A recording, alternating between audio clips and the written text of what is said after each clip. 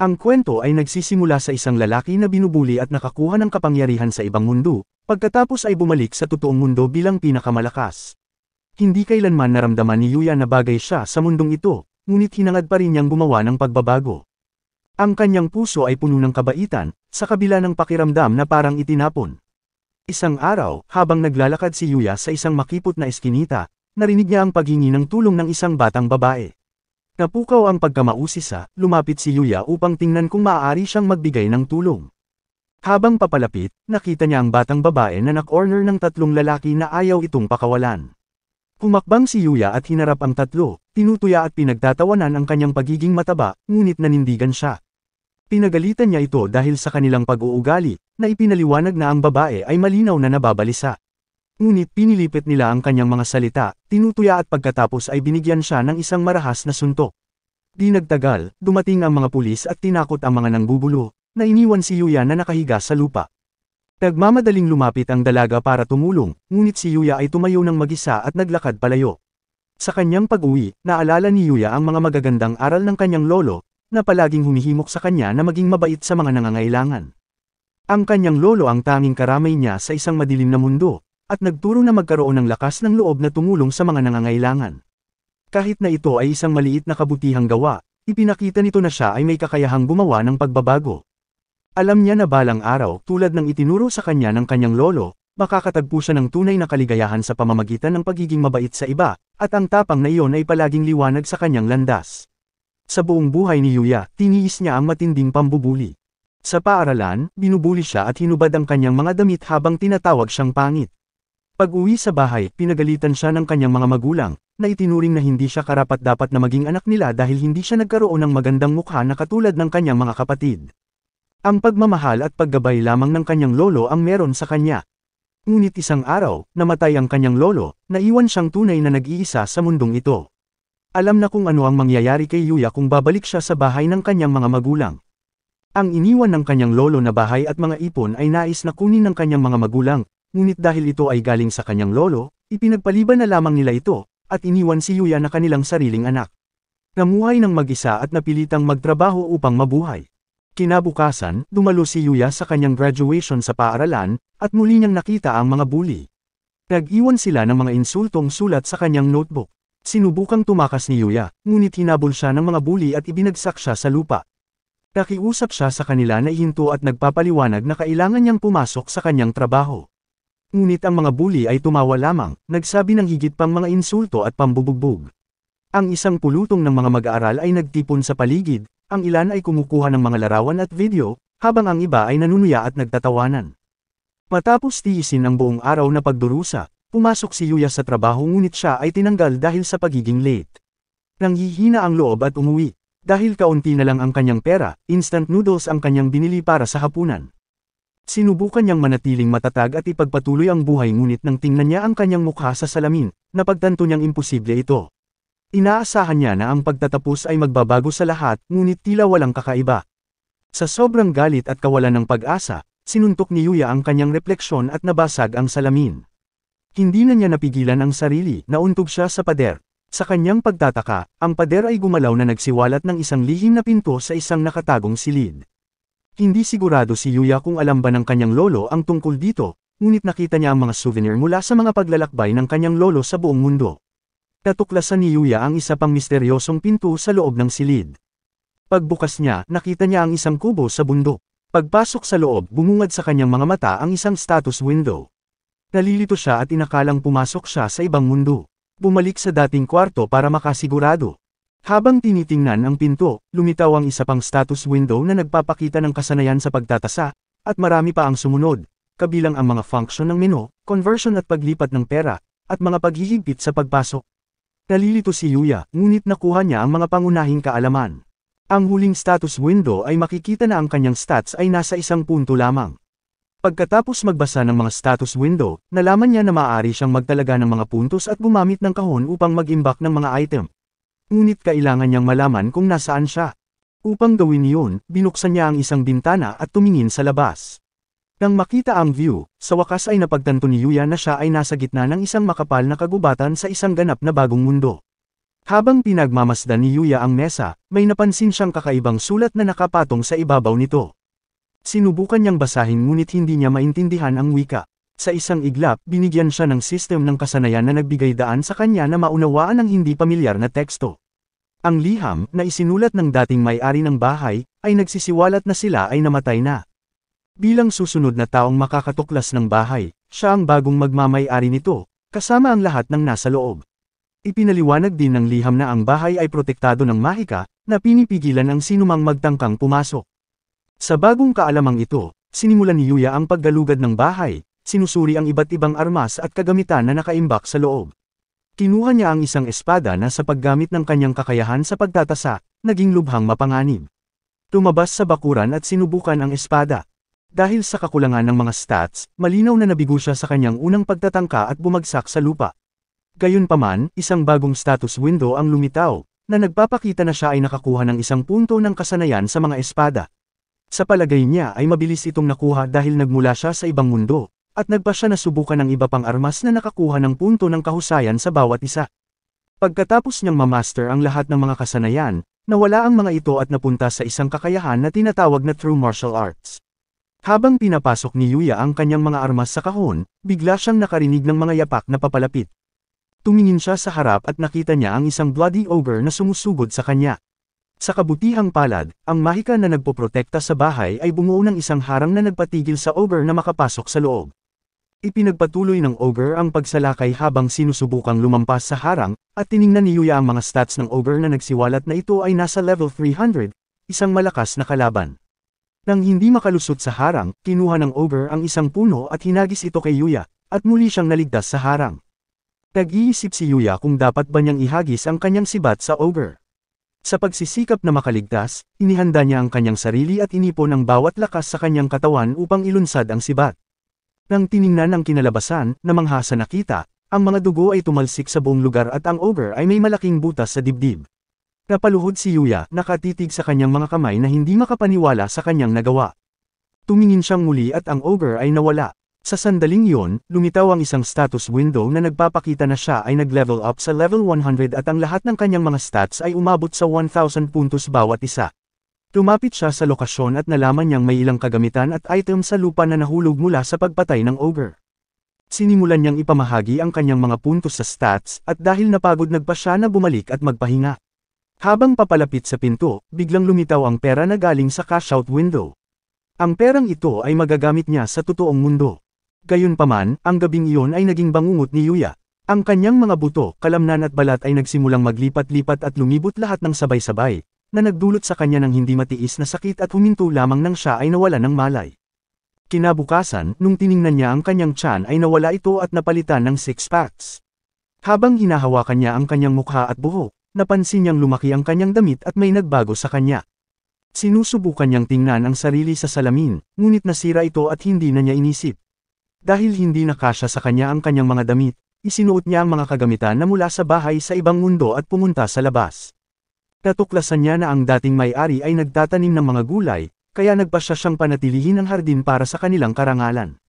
Biglang lumabas ang halimaw na level 200 at nagsimulang sumugod laban sa harang. Ngunit sa pagkakataong ito ay kalmado na si Yuya. Nilabas niya ang kanyang sibat at mabilis na tinalo ang halimaw. Pagkatapos, may nakita siyang mga normal na item, ngunit maswerte sa pagkakataong ito dahil nakakuha siya ng isang pambihirang item at agad niyang isinuot ang bagong necklace. Ang kanyang level ay tumaas sa 150 at ang lahat ng kanyang mga stats ay umabot ng hindi bababa sa 2,000 puntos bawat isa. Bumalik at nagpas siyang gamitin ang bagong cash out na pera upang bumili ng bagong uniforme para sa kanyang paparating na pasukan sa high school. Ngunit hanggang sa araw na iyon, inalagaan ni Yuya ang bahay sa bagong mundo. At nang kinain na niya ang mga gulay ay lalong tumataas ang kanyang stats. Masaya siya sa kanyang mga bagong araw, at iniisip ang tungkol sa kung gaano siya nalulungkot na pumasok sa high school pagkatapos ng pambubuli sa lahat ng mga taon. Pero ngayon, nalampasan niya ito at naging mausisa sa bagong mundo. Nagsimula siyang mag-training at pinapalakas ang kanyang mga kasanayan. Kumakain siya ng mga kakaibang pagkain galing sa halimaw at naging masaya sa bagong buhay. Subalit, ayaw siyang tigilan ng mga halimaw tulad ng elite na duwende. Ipinasok na niya ang mga item sa kahon at handa na para sa kanyang bagong paaralan. Kinabukasan, si Yuya ay papasok na sa kanyang bagong paaralan at hindi niya napapansin ang mga tao na nakatingin sa kanya, habang pinag-uusapan kung gaano siya kagwapo. Sa silid-aralan, nilapitan siya ng kanyang mga dating bully. Nagsisimulang manginig sa takot at tinanong kung sino siya. Inihayag niya na siya ang pangit na bata na dati nilang binubuli, pero gulat na gulat ang reaksyon ng lahat. Walang makapaniwala sa pagbabago. Pagkatapos ng klase, nagmamadaling pumunta si Yuya sa banyo para makita ang kanyang refleksyon. Kaharap niya ang kanyang mga kapatid, na nagtataka kung paano nagbago ng husto ang isang talunan na tulad niya. Ngunit biglang dumating ang isang babae. Nagtataka si Yuya kung sino siya, subalit nagpakilala ang babae bilang si Kaori ang iniligtas niya noong nakaraan. Nagtanong si Yuya kung paano niya nalaman ang kanyang pangalan. Sinabi ni Kaori na hinahanap siya nito dahil gusto siyang pasalamatan. Inaalok ni Kaori si Yuya kung gusto niyang sumali sa Hosei Academy, at kinikilala ito ni Yuya bilang isang paaralan para sa mga super elite. Nalaman na si Kaori ay nasa student council at ang kanyang ama ay ang chairman ng paaralan. Natutuwa si Yuya sa kanyang alok, ngunit sa tingin niya ay hindi siya ganun katalino para sumali sa naturang paaralan.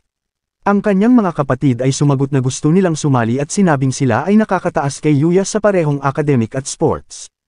Ngunit tumanggi si Kaori dahil sinisiraan nila si Yuya, at ibinunyag na alam niya ang lahat tungkol sa kanilang pangit na pag-uugali. Sinabi niya kay Yuya na ang kanilang paaralan ay nagbibigay diin sa personalidad kaysa sa academic lamang, kaya hindi magiging problema para sa kanya ang mag-enroll. Iminumungkahi ang kanyang pagdalo na ipapakita sa kanya ang paaralan, kaya hinila siya ni Kaori at umalis habang ang kanyang mga kapatid ay hindi makapaniwala sa nangyari. Dumating sila sa academy at ito ay isang sikat na paaralan na puno ng mga mag-aaral na mahuhusay. Nakipagkita siya sa chairman na si Tsukasa na nagpapasalamat sa pagligtas sa kanyang anak. Sinabi ni Yuya na ito ay maliit na bagay, ngunit sinabi ni Kaori na siya lang ang taong tumulong sa kanya. Inaanyayahan siya ni Tsukasa na sumali sa paaralan at nag-aalok na magbayad ng kanyang matrikula bilang pasasalamat sa pagtulong sa kanyang anak na babae. Ngunit nagdadalawang isip si Yuya, iniisip na hindi siya babagay dahil mga matatalino lang ang karaniwang tinatanggap. Sinabi ni Tsukasa na ang mga matatalino ay mga normal na tao lamang na nakahanap ng tamang paraan upang magtrabaho ng husto at maglaan ng mas kaunting oras, pero iniisip ni Yuya na sila ay may talento. Sinabi ni Tsukasa na ang bawat isa ay may kanya-kanyang talento at sa pamamagitan ng mga hamon at kasiyahan ay malalaman niya sa kalaunan kung ano ang kanyang mga talento. Sinabihan niya si Yuya na subukan ang paaralan ng isang araw. Pumasok ang isang guro na nagngangalang Sawada at ipinakilala siya ni Tsukasa bilang isang kilalang siyentipiko, ngunit ang kanyang pagtuturo ay madaling maunawaan. Si Yuya ay naghahanda para sa kanyang unang klase at nag-aalala ngunit iniisip niya na ang mga bagay ay hindi maaaring mas masahol pa kaysa sa kanyang unang paaralan. Tinawag siya at nagpakilala ngunit lahat ng estudyante ay tulalang nakatingin sa kanya. Nag-aalala kung ano ang kanilang mga iniisip ngunit lahat sila ay humanga sa kanyang kagwapuhan. Umupo siya sa likod at nakibahagi ng libro sa babaeng kanyang katabi. Nag-iisip si Kaori kung okay lang si Yuya, at habang nagpapatuloy ang klase ay napansin ni Yuya na ayos lang ang lahat maliban sa mga estudyante na mas aktibo at nakatuon sa pagtatalakay. Sa kanilang break, isang grupo ng mga estudyante ang nangungulit na kilalanin si Yuya na nagtatanong kung siya ay isang idol at kung may kasintahan. Pinigilan sila ng isang mag-aaral na nagngangalang Rio sa kanilang pangungulit at dinala niya si Yuya sa cafeteria upang kumain. Namangha si Yuya nang makita ang menu at lahat ng pagkain ay libre kaya naisip ni Yuya na parang isang panaginip. Umupo sila kasama ng isa pang estudyante na nagngangalang Shingo. Nagsimula silang mag-usap tungkol sa anime at nagulat si Yuya na sila ay magkatulad lamang. Habang kumakain si Yuya ay napansin niyang tinitingnan siya ng mga ibang estudyante dahil sa kanyang suot na uniforme. Tinanong siya ni Shingo kung anong club ang kanyang sinalihan, ngunit sinabi ni Yuya na hindi siya kabilang sa alinman. Si Rio ay wala rin sa alinmang club, ngunit ito ay dahil magaling siya sa lahat ng uri ng sport at nahihirapang pumili. Ipinahayag ni Shingo na bahagi siya ng gaming club at nagulat si Yuya na pwedeng magdala ng console sa paaralan. Sinabi ni Shingo na ayos lang basta hindi sila maglalaro kapag may klase. Habang pinag-uusapan nila ang tungkol sa mga video game, mas nagiging komportable si Yuya sa kanila. Sa pagtatapos ng araw, nakipagkita siya kay Tsukasa at inamin na siya ay naging masaya. Labis siyang humanga sa kung paano ang lahat ng mga mag-aaral ay masaya at tinitrato siya bilang isang kapantay. Nagtanong si Tsukasa kung gusto niyang magpatuloy sa paaralan, ngunit nagdadalawang isip si Yuya. Sinabi ni Tsukasa na ang kanyang halaga ay maaari lamang magdesisyon sa kanyang sarili, kaya pinag-isipan niya ito at nagpasya si Yuya na sumali sa paaralan. Paglabas niya ng silid, naabutan niya si Kaori na nag-iisip kung sasali siya sa paaralan. Sinabi ni Yuya kay Kaori ang kanyang desisyon at natutuwa na siya ay mananatili. Inaanyayahan ni Kaori si Yuya na sumama sa kanya pagkatapos ng klase at tumingin sila sa ilang mga tindahan sa isang sikat na lugar. Iniisip ni Yuya kung pumupunta si Kaori dito na kasama ang kanyang mga kaibigan, ngunit sinabi ni Kaori na hindi siya madalas na nakakapunta dahil nag-aalangan ang mga tao sa kanyang pamilya at sa kanyang ama, pero sinabi niyang iba si Yuya. Kinabahan si Yuya kaya iminungkahi niyang pumunta sa crepe shop, at habang tumitingin sa mga presyo ay natutuwa dahil may pera siya mula sa ibang mundo. Masaya silang dalawa habang kumakain at gusto ni Yuya na subukan ang iba pang mga flavor, ngunit bigla niyang naisip na kung kakain siya ng labis ay maaaring bumalik siya sa pagiging mataba. Tinanong niya si Kaori kung paano siya nito nakilala gayong nag-iba na ang kanyang hitsura, ngunit sinabi ni Kaori na kahit payat na si Yuya ay nakilala niya ito dahil pareho pa rin ang hugis ng kanyang mga mata. Inalok niya si Yuya na tikman ang kanyang pagkain, kaya tinikman niya ito kahit nahihiya. Nag-alok din si Yuya at tinikman ito ni Kaori, habang ang ilang mga batang babae ay nanunood sa kanilang dalawa. Kinagabihan, nagpasya si Yuya na bumalik sa ibang mundo. Nakasuot ng buong set ng armor at pumasok sa loob, kahit na natatakot ay hinarap niya ang mga halimaw na lumilitaw. Pinatay niya ang mga ito at nakita niyang nag-level up siya sa 235, ngunit napagtanto niya na ang kanyang leveling ay naging mas mabagal. Kaya naisipan niyang umalis sa kanyang bahay para maghanap ng mas malalakas na halimaw na makakalaban. Naalala niya ang kanyang oras sa paaralan at gusto ni Yuya na makahanap ng bagong hamon. Pero paglabas ng gate, bigla siyang nakarinig ng sigaw. Kinuha niya ang kanyang sibat at sumugod patungo sa hiyawan. Natagpuan niya ang isang bilang ng mga sundalo na pinatay habang may napansin na isang goblin general na nasa level 200. Masasabi ni Yuya na ito ay delikado. Subalit, may nakita siyang isang babae sa likod. Kinagis niya ang kanyang sibat pero nasanggalang ito. Gayunpaman, nakahanap si Yuya ng paraan para masipa ang mukha ng goblin at naging dahilan ng kanyang pagkapanalo. Tumingin siya sa babae ngunit sinabihan siyang may isa pang goblin sa kanyang likod. Tumilapon siya sa malayo at sinabi ni Yuya na pareho itong mas malakas at mas mabilis kaysa kanya. Ginamit niya ang kanyang sibat upang mag-vault sa ibabaw ng goblin at nagpalit ng palaso na naglulunsad ng isang barrage ng mga arrow. Muli siyang nagpalit ng espada at hinati ang goblin. Pagkatapos, pinuntahan niya ang babae na nagtataka tungkol sa ibang mga tao sa mundong ito. Ngunit nawalan ito ng malay at narinig ni Yuya ang ilang lalaki na papalapit sa kanila, kaya gumamit siya ng invisibility skill para magtago. May mga kabalyero na humahanap sa babae at nalaman na siya ay isang prinsesa na nagngangalang Lexia. Bumalik sa kanyang bahay, iniisip ni Yuya ang tungkol sa engkwentro at kung ayos lang ang babae. Ngunit dahil may mga kabalyero na naghahanap at tumulong sa babae, sa palagay ni Yuya ay ligtas na ito. Pagtingin sa kanyang damit, napagtanto ni Yuya na dapat na siyang bumili ng bago dahil kumita siya ng kaunting pera mula sa kabilang mundo. Pumunta sa mall, at habang naglalakad si Yuya ay pinagtitinginan siya ng mga tao na iniisip na isa siyang artista o modelo. Ang kanyang damit ay enchanted upang manatiling malinis, ngunit sa palagay niya ay dapat siyang bumili ng iba upang hindi ito paulit-ulit. Samantala, makikita ang isang direktor na sinisigawan ang lalaki. Ang lalaki ay ang manager sa isang modelo na pinangalanang Sho, ngunit si Sho ay hindi dumating para sa kanilang photoshoot. Tumawag ang manager mula kay Sho at nalaman na ito ay papunta pa lamang. Subalit, nagalit ang direktor dahil hindi nirerespeto ni Sho ang oras ng lahat ng nandoon na handa na para sa photoshoot, lalo na si Miu ang isa pa nilang modelo na buong umaga na naghihintay. Ang tema ng photoshoot ay nakatuon sa pagiging mag-asawa, kaya imposibleng kunan nito nang wala si Sho. Ang direktor ay nag-iisip tungkol sa kung ano ang dapat nilang gawin dahil ang lahat ng mga tao ay naghihintay na magsimula. Kaya siya ay nagpasya na maghanap ng kapalit sa loob ng mall, habang si Yuya ay namimili sa paligid at nalulula sa dami ng mga pagpipilian. Nilapitan siya ng ilang mga batang babae at nag-aalala na ito ay mga tactics sa pagbebenta. Nagtatanong sila tungkol sa kanyang sarili at nag-aalok na tulungan siyang mamili. Gayunpaman, ayaw ni Yuya na sumama ang loob nila kaya magalang niya itong tinanggihan. Naiwang nakatulala ang mga babae at nagsimula silang magtaka sa kanya, ngunit iniisip ni Yuya kung tama ba ang kanyang pakikitungo sa kanila. Ang direktor ay nahihirapan na makahanap ng kapalit, ngunit sinabi niya sa kanyang katulong na hindi sila maaaring sumuko. Napadaan kay Yuya at naisip ng direktor na siya ang kanilang hinahanap. Nilapitan nila si Yuya at ipinaliwanag ng direktor sa kanya ang kanilang sitwasyon. Kinakabahan sa gagawin na photoshoot, ngunit iniisip niya ang lahat ng mga taong umaasa at sa huli ay pumayag siyang maging modelo nila. Gumanap siya bilang kasintahan para sa kanilang photoshoot at kinukunan ng mga larawan sa iba't ibang mga damit at posisyon. Sinabihan siya ng direktor na magmukhang mas gwapo ngunit nahihirapan si Yuya na gawin ang tamang paraan. Pero sinabihan siya ni Miyu na maganda ang kanyang ginagawa para sa unang pagkakataon at nabihag si Yuya sa kanyang hitsura. Nagpasalamat si Miyu sa pagtulong sa kanila, ngunit napansin ni Yuya ang paglapit nito sa kanya. Nakita ng direktor na mukhang matigas si Yuya at lumipat sila sa kanilang susunod na lokasyon. Humanga si Yuya kay Miyu sa pagiging magaling kahit na sila ay nasa parehong edad, kaya determinado siyang ibigay ang lahat ng kanyang makakaya. Hinawakan siya ni Miyu para sa susunod na photoshoot at nataranta si Yuya habang tinutulak siya nito. Sinabihan sila ng direktor na mas lumapit pa sa isa't isa, kaya niyakap siya ni Miyu at itinulak papataas na lalong ikinahiya ni Yuya, at nagsimulang manood sa kanila ang karamihan. Samantala, sa kabilang mundo, makikita si Prinsesa Lexia na nag-iisip kung paano siya nailigtas. Nagpasya siyang lumabas at ang kanyang mga kabalyero ay nagtataka kung saan siya pupunta.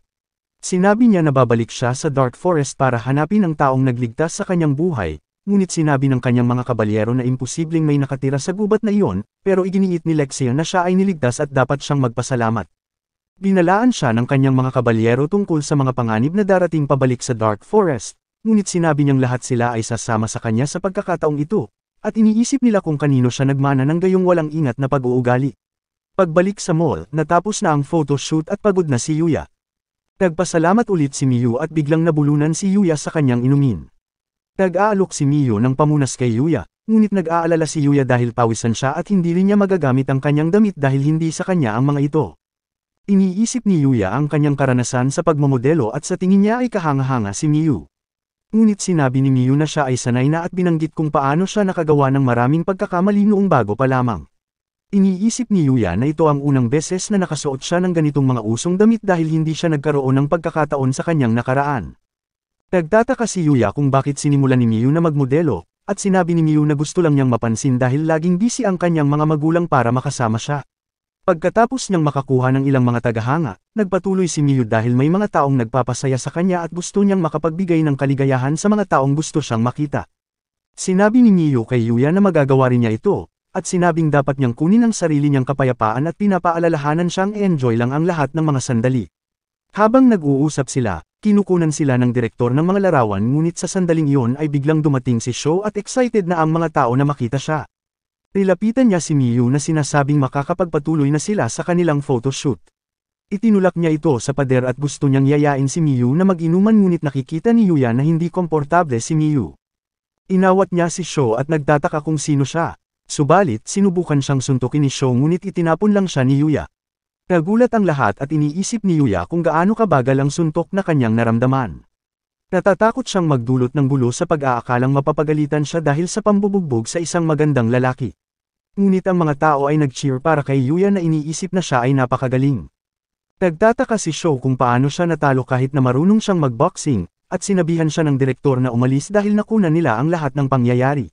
Tumakbo si Sho at pinasalamatan si Yuya ni Miyu para sa kanyang tulong na isiniwalat na sinusundan siya ni Sho at hindi niya alam kung ano ang gagawin tungkol dito. Sabi ng direktor ay laging ganun ang ugali ni Sho at dahil sa nangyari ay malabo nang makatrabaho siya ulit.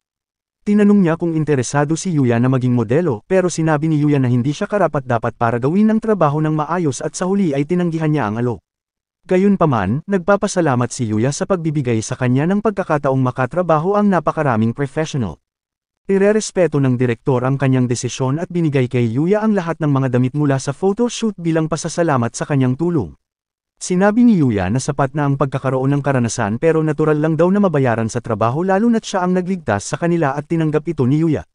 Umaasa si Miyu na makatrabaho niyang muli si Yuya sa hinaharap at binati ito ng good luck. Sa kanilang sasakyan, sa tingin ng direktor ay nakakapanghinayang na ayaw ituloy ni Yuya at alam niyang magiging magaling ito.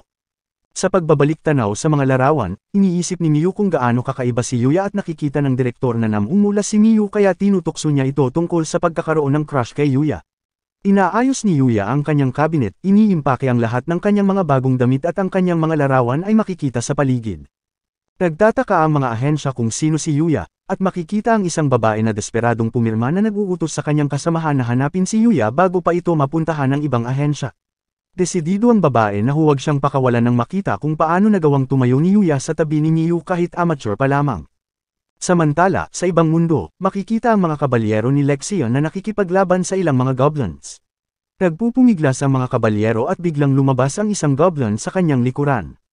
Gayunpaman, natalo ang Goblin at nagulat silang lahat sa pagdating ni Yuya na walang kahirap-hirap niyang pinatay ang mga ito. Natutuwa si Lexia na makitang siya ay totoo, at tinapos ni Yuya ang mga Goblin. Tinulungan niya ang isang kabalyerong sugatan at nilapitan siya ni Lexia na sinabing pumunta siya sa Dark Forest dahil may sasabihin siya sa kanya. Nagtataka si Yuya kung ano ang gusto niyang sabihin at biglang sinabi ni Lexia na gusto niyang pakasalan si Yuya na ikinagulat ng lahat. Ang kanyang kabalyero ay nagtataka kung ano ang kanyang iniisip na nagpapaalala sa kanyang posisyon bilang isang prinsesa. Sinasabi ng kanyang kabalyero na wala silang alam tungkol kay Yuya, ngunit iginiit ni Lexia ang kanyang pag-ibig sa unang tingin. Nagsimulang magtalo ang dalawang ngunit humarang si Yuya na sinabing delikado sa kagubatan. Kaya niyaya niya silang pumunta sa kanyang bahay, na isang sorpresa para sa kanila upang malaman na siya talaga ay nakatira sa kagubatan. Namangha sila nang makita ang bahay ni Yuya at ipinakilala ng kabalyero ang kanyang sarili bilang si Owen, ang kapitan ng mga Arcelian Knight at ipinakilala niya si Lexia bilang unang prinsesa ng Arcelian na binanggit na siya ang pangalawa sa trono. Nagpasalamat si Lexia kay Yuya sa muling pagligtas sa kanila at nag-aalala si Yuya sa kanyang pag-uugali pagkatapos malaman na siya ay isang prinsesa. Ngunit sinabi ni Owen sa kanya na huwag mag-alala dahil hindi ito isang opisyal na pagbisita at siya ang kanilang tagapagligtas. Nagpakilala si Yuya subalit kakaiba ang kanyang pangalan at naisip nila na maaaring mula siya sa ibang bansa. Pinagpapantasyahan ni Lexia si Yuya sa pagiging maharlika ngunit nag-aalala si Owen sa iba pang mga posibilidad. Ibinunyag ni Owen na nandoon sila para hanapin si Yuya dahil noong araw na nailigtas si Lexia ay hindi sila nagkaroon ng pagkakataon para magpasalamat. Sinabi ni Lexia na iniisip niya ang tungkol kay Yuya mula noong araw na iyon, at ito ang unang pagkakataon na nagkagusto siya at hiniling na pakasalan si Yuya. Si Yuya ay nalulula at iniisip na ang panukala ay masyadong biglaan, na nagpaisip kay Lexia na ang pag-ibig ay hindi madali. Iniisip ang bawat romance novel na kanyang nabasa. Ang pag-ibig ay kailangang may mga hadlang dahil magiging boring kung ang mga bagay ay nagiging maayos. Kaya hiniling ni Lexia na magsimula sila bilang magkaibigan. Subalit, kinakabahan si Yuya sa pag-iisip tungkol sa kanyang mga nakaraang karanasan ngunit pumayag siyang maging kaibigan ni Lexia. Binanggit ni Owen na may isa pang dahilan kung bakit sila naroroon at iyon ay nais ng hari na bisitahin siya sa palasyo upang maihandog din niya ang kanyang pasasalamat ng personal. Nag-aalangan si Yuya pero ang sabi ni Owen na ito ay utos ng hari at hindi siya makakaalis hanggat hindi pumapayag si Yuya, kaya walang pagpipilian kundi tanggapin ang imbitasyon. Binanggit ni Owen na aabuti ng mga 5 araw kabilang ang paglalakbay, ngunit sa palagay ni Yuya ay makakaabala ito sa pagsisimula sa kanyang bagong paaralan, kaya hiniling niyang ipagpaliban ang pulong. Sinabi ni Owen na masaya silang maghintay para sa kanya sa araw ng kanyang pagdating. Umalis sila at sinabihan siya ni Lexia na ihanda ang sarili dahil plano niyang makuha ang puso nito sa susunod nilang pagkikita. Sa isang lugar sa kabisera ng hari, makikita ang isang lalaki na nag-uulat tungkol sa kanilang pagkabigo na pagtangka sa buhay ni Lexia. May isang lalaking nakamaskara, at nalaman na nagpadala siya ng mga asasin para sundan si Lexia ngunit napunta sila sa Dark Forest at ang mga asasin ay pinatay ng mga halimaw. Ngunit nagtataka ang lalaking nakamaskara kung paano nakabalik si Lexia na walang armas at binalaan ng asasin na huwag na siyang biguin muli. Hinubad niya ang kanyang maskara, pinakita ang isang disfigured na mukha at nalaman na bahagi siya ng maharlikang pamilya habang nanunumpa na gagantihan si Lexia. Bumalik sa bahay ni Yuya, minarkahan niya ang kanyang kalendaryo kung kailan niya balak makita ang hari. Isinuot niya ang kanyang bagong uniforme at umalis upang simulan ang kanyang unang araw sa paaralan. Nakatitig sa kanya ang lahat ng mga tao habang naglalakad at iniisip na isa siyang sikat na modelo. Pagdating, binati siya ng direktor ngunit humingi ng paumanhin dahil wala siyang oras para makipag-usap. Gayunpaman, sinabihan si Yuya na mag-enjoy lamang sa paaralan. Si Yuya ay ipinakilala sa klase bilang isang opisyal na estudyante, at nakita si Rio at Shingo na masaya na makita siya. Sa isang soccer game, nakilala ang isang estudyante na nagngangalang Roy. Naka-score siya ng isang goal at lahat ng mga batang babae ay nag-cheer para sa kanya. Nanunood si Yuya mula sa gilid na humahanga sa kanyang husay, at nilapitan siya ng isang batang babae na nagngangalang Kaidi. Nagtataka siya kung bakit hindi sumasali si Yuya sa laro, ngunit sinabi ni Yuya na wala pa siyang uniforme para sa sports. Nakita si Roy habang lumalaban sa kalaban na koponan, ngunit nilinlang niya ang mga ito at ipinasa ang bola sa kanyang kakampi na si Akira. Nagmamadali si Akira para makagol, naghahanda na gamitin ang kanyang espesyal na galaw ngunit nagulo siya at sinipa ito ng diretso kay Kaidi. Gayunpaman, nagawa ni Yuya na pigilan ito at nakapuntos ng goal na ikinagulat ng lahat, nagtataka kung paano siya gumalaw ng napakabilis. Tiningnan niya kung okay lang si Kaidi pero naiwan itong nakatulala at hindi makapaniwala. Dumating si Akira para humingi ng tawad, Nanunumpa na magiging alalay niya ngunit sinabi ni Kaidi na okay lang siya at tumanggi. Tinitiyak ni Ryo kay Akira na kakaiba siya at pinasalamatan sa pagligtas sa kanilang dalawa. Nang maglaon, makikita si Kaori habang papunta siya sa gym class na pinag-uusapan ng mga babae si Yuya, na iniisip na siya ay tulad ng isang prinsipe. Sinabi sa kanya ni Kaidi ang lahat ng nangyari at iniisip ng mga babae na dapat may girlfriend na si Yuya dahil siya ay napakaastig, pero parehong iginiit ni Kaori at Kaidi na hindi pa ito nakumpirma. Sa susunod niyang klase, kumaway si Yuya kay Kaori na nasa field at biglang may dumating na mga lalaki sakay ng mga motor. Pinalibutan nila ang mga batang babae na nag-iindayog ng kanilang mga baseball bat at lahat ng mga estudyante ay tumingin sa kaguluhan. Nalaman nila ang grupo bilang ang Red Ogre, ang pinakadelikadong grupo sa kanilang lugar. Nakilala sila ni Yuya at nakita niya ang kanyang mga kapatid sa grupo. Nagtataka si Kaori kung ano ang ginagawa nila sa kanilang paaralan at itinuro siya ng kapatid ni Yuya na si Yuta bilang anak ng direktor. Nakilala ni Kaori ang dalawa at sinasabing andito sila para balikan siya sa pagmamaliit at pagtanggap kay Yuya sa Aussie Academy. Binalaan sila ni Kaori na papunta na ang mga pulis, ngunit sa tingin ng kapatid ni Yuya na si Sora ay may oras pa sila bago maabutan, kaya plano nilang dukutin si Kaori bilang paghihiganti. Pinalibutan si Kaori ng mga masasamang lalaki at gusto siyang iligtas ni Yuya. Gayunpaman, nakita ni Yuya na nanginginig ang kanyang mga binti kahit na nakalaban na niya ang mas malalakas na kalaban sa ibang mundo. Si Yuya ay may emosyonal na pinsalang kinakaharap dahil sa mga bully. Ang kanyang mga kaibigan ay nag-aalala tungkol sa kanya habang siya ay natatakot ngunit nagawa niya itong lampasan. Binuksan niya ang bintana at tumalo na ikinagulat ng lahat dahil nasa ika-4 na palapag sila.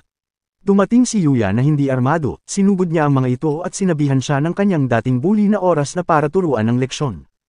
Inutusan niya ang kanyang mga kasama na sugurin si Yuya, ngunit madali niyang naiwasan ang lahat ng kanilang mga pag-atake at dinasarmahan silang lahat sa isang iglap. Sinubukan na umatake ng kanyang dating bully, ngunit naiwasan ni Yuya at napunta sa likod na nakatuon sa pagligtas kay Kaori.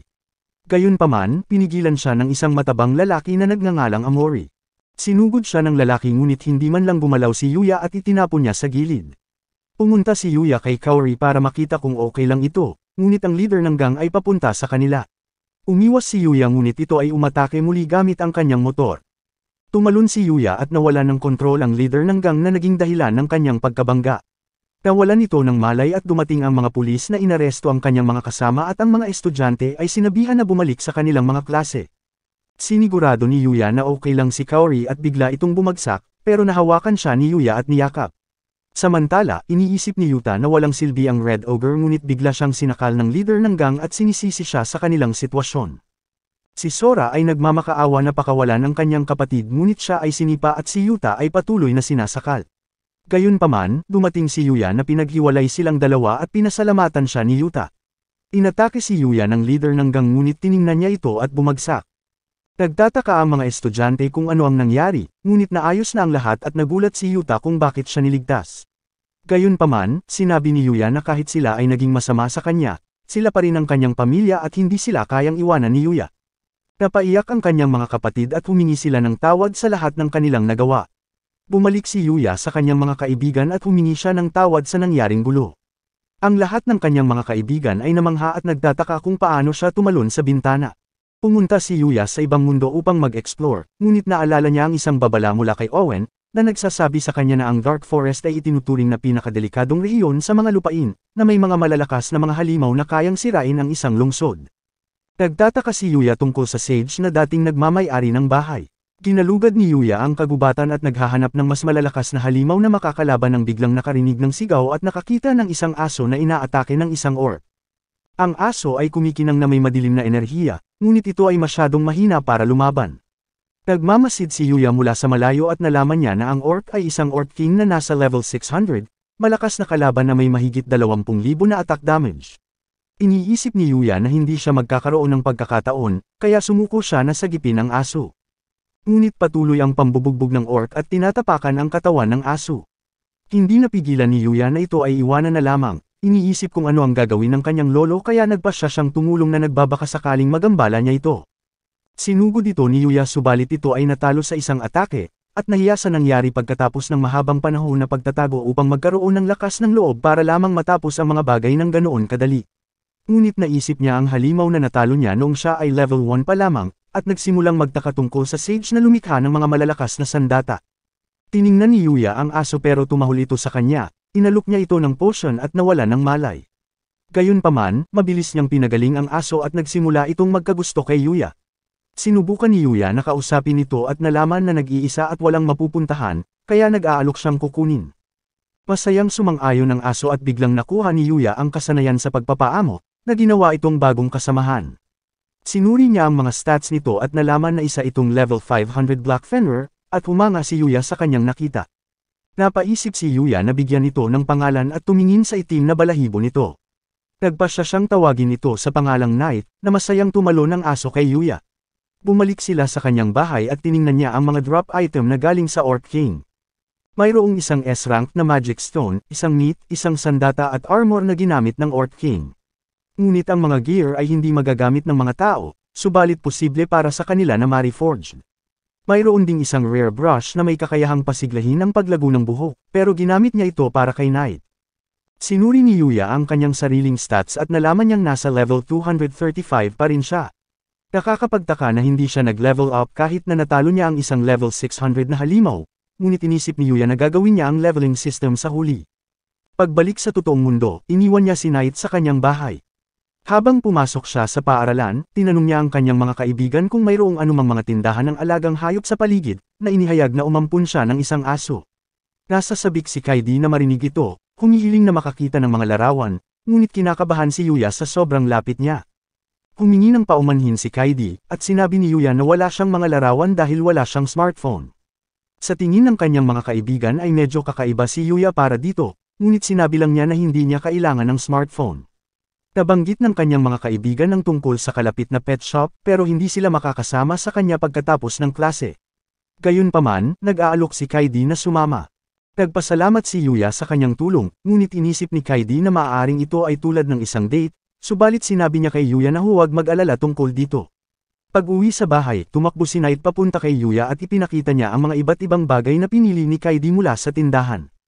Ibinigay niya kay Knight ang bagong collar at nagpasya silang mamasyal. Pumunta sila sa park ngunit ang lahat ng tao ay nakatingin kay Yuya, sa pag-aakalang siya ay mukhang astig at si Knight ay napaka-cute. Pagkatapos ay nagkasalubong sila ni Kaori na ipinakilala ni Yuya si Knight sa kanya. Hinawakan ni Kaori si Knight at nalaman niyang ito ay mabait at malambing habang ang iba ay nag-iisip na sila ay isang perpektong mag-asawa. Tinanong si Yuya ni Kaori tungkol sa lahi ni Knight ngunit sinabi niyang hindi niya alam sa kadahilanang hindi niya pwedeng sabihin na ito ay isang Fenrir. Pero masasabi ni Kaori na sobrang bait ni Knight at masaya na inampun siya ni Yuya. Isang batang babae ang tumawag kay Yuya at napag-alaman na ito ay si Miu, ang modelong nakatrabaho niya noon. Lumalabas na nakatira si Miu sa malapit at pumupunta sa park upang maglakad. Pinakilala ni Yuya ang isa't isa at namangha ang mga tao nang makita siyang may kasamang isa pang magandang babae. Nagsimula silang makakuha ng higit na atensyon nang makilala ng mga tao si Miu. Gayunpaman, ayaw ni Miu na magdulot ng eksena kaya nagpasya siyang umalis ngunit umaasang makikita si Yuya muli. Pagkatapos umalis ni Miu ay nagtataka si Kaori kung si Miu ang kasintahan ni Yuya, ngunit nabigla si Yuya na sinabing minsan pa lang niya itong nakilala at naging mabait ito sa kanya, pero hindi sang-ayon si Kaori kay Yuya. Biglang sumigaw ang isang babae habang tumatakbo ang isang lalaki na bitbit ang bag. Hindi alam ni Kaori kung ano ang dapat nilang gawin, at sinabi ni Yuya kay Knight na sundan ang lalaki. Sinuri nila ang matandang babae at hindi nagtagal ay bumalik si Knight na hinihila ang lalaki pabalik. Sinabi ni Yuya kay Kaori na tumawag ng pulis, ngunit nakawala ang lalaki at sinugod si Kaori para pigilan. Gayunpaman, naharang ito ni Yuya na madaling dinasarmahan at binagsak sa lupa. Ang mga tao ay nag-cheer kay Yuya, na iniisip na siya ay napakagaling at nagpapasalamat si Kaori sa pagligtas sa kanya. Di nagtagal, dumating ang mga pulis at hinuli ang lalaki habang si Yuya ay bumalik sa kanyang bahay. Patuloy niyang ginagalugad ng mas malalim ang Dark Forest kasama si Knight at nakatagpo sila ng hindi mabilang na mga halimaw. Nakita nila ang isa pang Orc King ngunit sa pagkakataong ito ay ipinakita ni Knight ang kanyang mga kakayahan, kinagat ang leeg at tinapos niya ito ng mag-isa. Habang sila ay nagpapatuloy, nakatagpo sila ng isang Crystal Deer na nasa level 630. Pinagmamasdan ito ni Yuya habang gumagamit ng invisibility skill at nakitang mayroon itong kahangahangang magic stats. Iniisip niya kung paano niya ito lalapitan, ngunit bigla siyang na-detect nito kahit sa pamamagitan ng kanyang pagiging invisibility, kaya wala siyang oras para mag-isip. Sinugod sila nito kaya naghiwalay ang dalawa. Sinubukan ni Knight na umatake, ngunit ang deer ay gumagamit ng magic power na lumilikha ng isang pagsabog upang ipagtanggol ang sarili. Gumawa ito ng isa pang pag-atake, gumamit ng tubig patungo kay Yuya ngunit nagawa niya itong iwasan.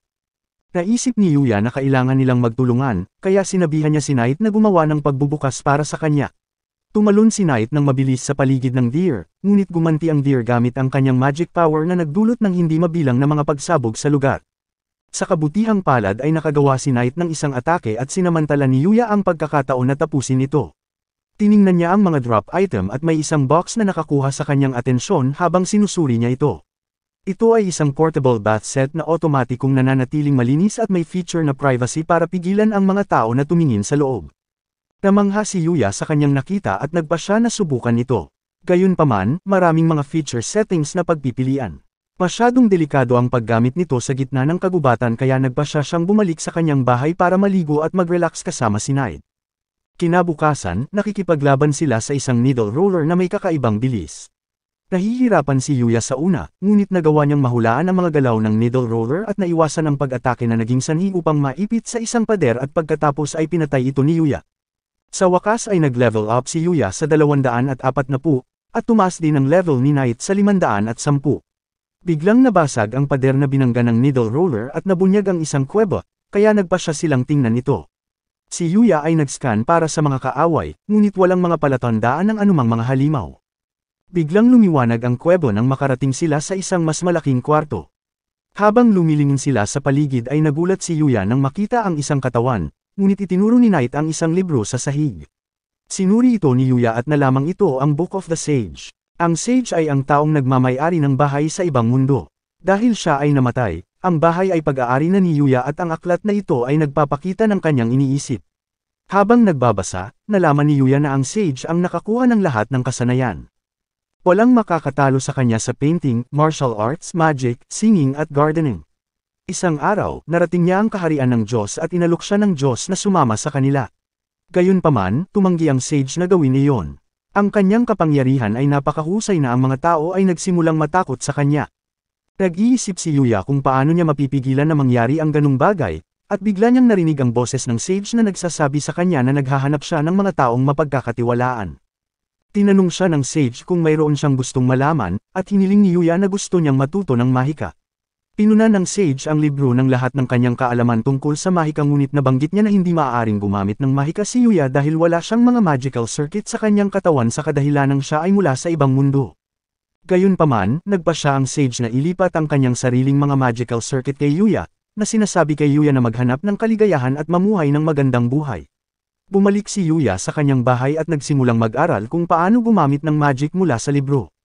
Sinimulan ni Yuya sa pamamagitan ng pagdama ng mahiwagang enerhiya sa kanyang paligid, at natutunan ng kasanayan sa pagmamanipula ng magic energy. Nalaman niya na ang kailangan lang niyang gawin ay mag-ipon ng mahiwagang enerhiya sa kanyang kamay at isipin ang magic na gusto niyang gamitin. Kaya lumabas si Yuya para subukan ito, nag-iisip kung paano gawin ang bola ng tubig habang nag-aaral si Knight. Sinubukan niyang pakawalan ang bola sa isang puno at makikita na ito ay isang napakalakas na atake at dumiretso sa puno na nagkaroon ng butas. Samantala, sa Royal Capital, ibinigay ni Owen ang kanyang ulat sa hari. Sinabi niya sa hari ang tungkol kay Yuya, ngunit nang banggitin niya kung paano nag-propose sa kanya ang prinsesa ay nagalit ang hari, sa pag-aakalang si Yuya ay nanliligaw sa kanyang anak. Bumalik sa paaralan, si Yuya ay nag-iisip tungkol sa aklat ng Sage, na nagbabala sa kanya tungkol sa paggamit ng mahika dahil ang mga paraan na kanyang natututunan ay hindi karaniwang kilala kahit sa kabilang mundo. Ipinaalam ng guro sa kanila na sila ay pupunta sa camping sa susunod na linggo at hahatiin sila sa 4 na grupo. Si Yuya ay inilagay sa isang grupo kasama si Kaidi, si Akira at isang batang babae na nagngangalang Rin. Excited si Kaidi sa biyahe, ngunit binanggit ni Yuya na wala siyang anumang kagamitan para sa camping kaya iminungkahi ni Kaidi na mamili sila. Nagtungo sila sa mall kung saan nagulat si Shingo nang makitang sumama sa kanila si Kaori. Hindi rin makapaniwala si Ryo na kaibigan ni Yuya si Kaori dahil karamihan sa mga tao ay hindi siya madaling lapitan dahil anak siya ng direktor, ngunit sinabi ni Kaori sa kanila na isipin na lang siya bilang ibang estudyante. Nagtataka si Yuya kung nasaan si Akira at binanggit ni Shingo kung paano siya hindi makakapunta. Pumasok sila sa loob at tinulungan nila si Yuya na pumili ng backpack. Pagkatapos ay nagpasya silang tumambay at napunta sila sa isang arcade. Nasa sabik si Shingo na makita ang kanyang paboritong karakter sa isang laro ng crane ngunit sinabi niyang hindi siya marunong dito. Nagpasya si Yuya na subukan ito gamit ang kanyang kakayahang makakita ng kahinaan. Nahanap niya ang weak spot at nagawa niyang manalo sa isang pagsubok. Hiniling ni Kaidi kay Yuya na kunin ang isang pusa kaya muli niyang ginamit ang kanyang kakayahan at madaling niya itong napanalunan. Si Yuya ay nanalo ng mga premyo para sa lahat ng kanyang mga kaibigan. Sinabi ni Kaori na ito ang kanyang unang pagkakataon sa arcade at nagpapasalamat siya kay Yuya para sa kanyang regalo. Nagpa siya ang mga babae na mamili ng mga damit para makapagpahinga ang mga lalaki at pumunta sila sa kafe para uminom. Iniisip ni Yuya kung gaano siya kasaya nang makasama niya ang mga kaibigan sa unang pagkakataon ngunit biglang tumunog ang alarm na sinasabing may sunog at kailangan nilang lumikas. Nag-aalala si Yuya sa mga babae dahil mas malapit sa kanila ang apoy. Nakarating sila sa hagdanan at tinanong ni Yuya ang lalaki kung nakita niya ang kanyang mga kaibigan. Nakatanggap si Ryo ng tawag mula kay Kaidi, na nagsasabi sa kanila na nandoon pa rin sila sa itaas. Si Yuya ay nagmamadaling umakyat sa hagdan na iniisip ang tungkol sa kanyang mga kaibigan at narating niya ang pinagmulan ng apoy. Ang mga sprinkler ay hindi sapat upang patayin ito, kaya naisip ni Yuya na oras na upang gamitin ang kanyang mahika.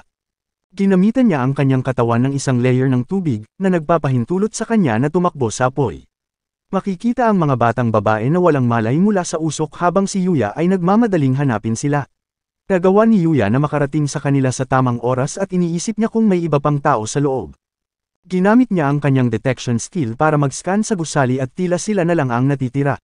Pinoprotektahan ni Yuya ang mga babae gamit ang kanyang mahika, ngunit ang apoy ay lalong lumalakas at nag-aalala siyang hindi sila makakalabas. Samantala, nanunood sina Ryo at Shingo mula sa labas habang sinasabi sa mga opisyal na nasa loob pa rin ng kanilang mga kaibigan, ngunit wala silang magagawa habang hindi pa nawawala ang apoy.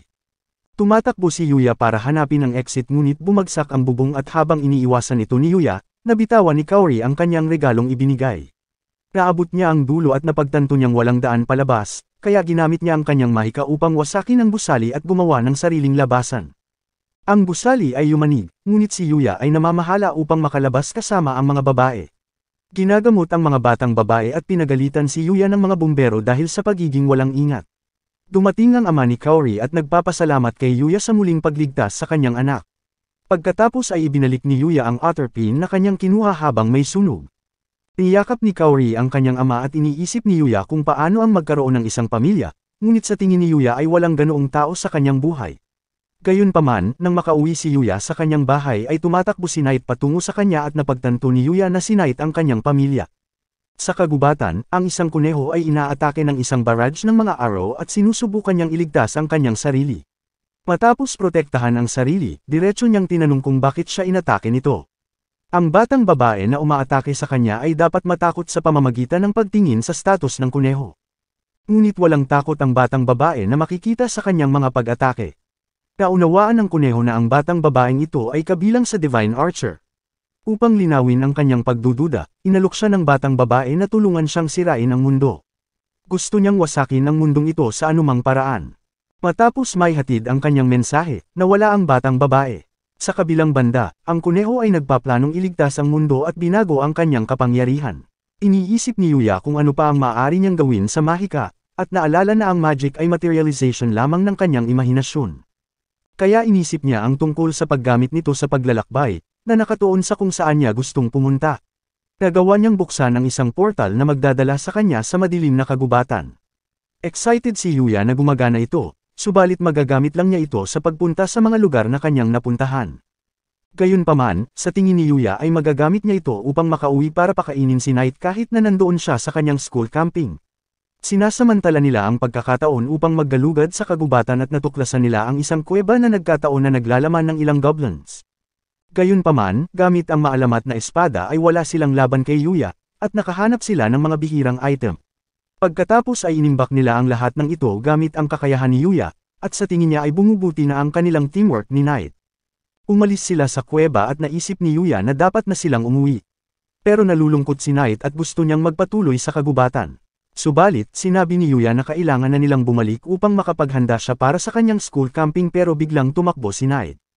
Sinundan siya ni Yuya at tila may nakita si Knight sa unahan. Kaya ginamit ni Yuya ang kanyang invisibility skill para mag-ingat at nagpatuloy siya sa paglalakad. Nakakita siya ng isang batang babae na sugatan at pinapalibutan ng isang grupo ng mga goblin. Gusto siyang iligtas ni Yuya ngunit hinila siya pabalik ni Knight. Ang elite na goblin ay umatake at binasag ang isang puno, ngunit tila may ilang mga sinulid na humaharang at ang batang babae ay umatake na pinutol ang braso ng isang goblin. Nagtataka si Yuya sa mga sinulid, ngunit biglang tumalo ng mga goblin sa batang babae. Hinarang niya ang kanilang pag-atake gamit ang kanyang mga sinulid, ngunit tinamaan siya ng elite na goblin at nawala ng malay. Habang papalapit sa kanya ang mga goblin, tumulong si Yuya at si Knight na pinatay nila ang mga goblin, ngunit biglang may hindi mabilang na mga goblin na lumitaw. Kaya nagpasya si Yuya na gamitin ang kanyang Divine Whip na nagbubuklod sa lahat ng mga goblins, na tinapos silang lahat sa isang atake.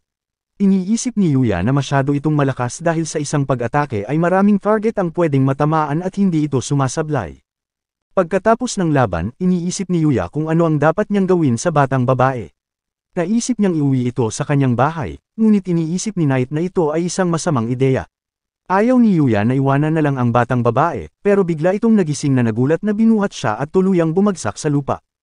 Ibinigay sa kanya ni Yuya ang kanyang healing potion at nagagawa nitong agarang pagalingin ang lahat ng kanyang mga sugat. Nagulat ang batang babae kung gaano ito kaepektibo at nagtataka kung sino si Yuya. Kaya ipinakilala ni Yuya ang kanyang sarili pati si Knight, ngunit galit si Knight sa batang babae at nagtataka si Yuya kung bakit. Ang batang babae ay nagngangalang Luna, at sinabi niyang nagsasanay siya sa kagubatan ngunit nagulat siya sa elite na goblin at napunta sa gulo. Nagtataka si Luna kung ano ang nangyari sa mga goblin, ngunit sinabi sa kanya ni Yuya na pinatay niya ang mga ito. Tinanong ni Luna kung ano ang ginagawa niya sa kagubatan, at sinabi ni Yuya na nagsasanay din siya, subalit nagulat si Luna nang marinig ito sa hindi malamang dahilan dahil si Yuya ang nagligtas sa kanya. Humingi ng tawad sa kanya si Luna dahil sa sobrang pawis at dumi, pero ang sabi ni Yuya ay okay lang. Iniisip ni Luna kung may malapit na ilog kung saan maaari niyang banlawan, ngunit inilabas ni Yuya ang kanyang paliguan.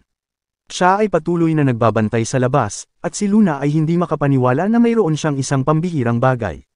Binanggit ni Yuya kung paano niya ito nakuha at humanga si Luna na kaya niyang talunin ang ganoong halimaw. Sa tingin ni Yuya ay normal ito para sa Dark Forest, ngunit inihayag ni Luna na naroon siya sa kahilingan ng isang kliyente. Gayunpaman, hindi ito narinig ni Yuya at pinakiusapan siya ni Luna na samahan siya sa kanyang pagsasanay. Dahil pareho silang nagsasanay sa kagubatan, gusto ni Luna na magsanay kasama si Yuya. Nalulungkot si Yuya na iwanan siyang magsanay ng mag-isa, kaya pumayag siyang sumama kay Luna. Pagkatapos makikitang pareho silang nagsasanay habang tinutulungan nila ang isa't isa. Pareho silang lumakas, at makikita si Luna habang tinalo niya ang isang goblin gamit ang kanyang mga sinulid. Pinuri siya ni Yuya dahil sa pagtalo sa isang elite na goblin.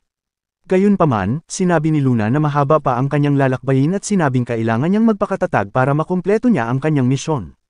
Sinabi ni Yuya kay Luna na kailangan na niyang umalis, na sinusubukang ipaliwanag na mayroon siyang school camping at humingi siya ng tawad.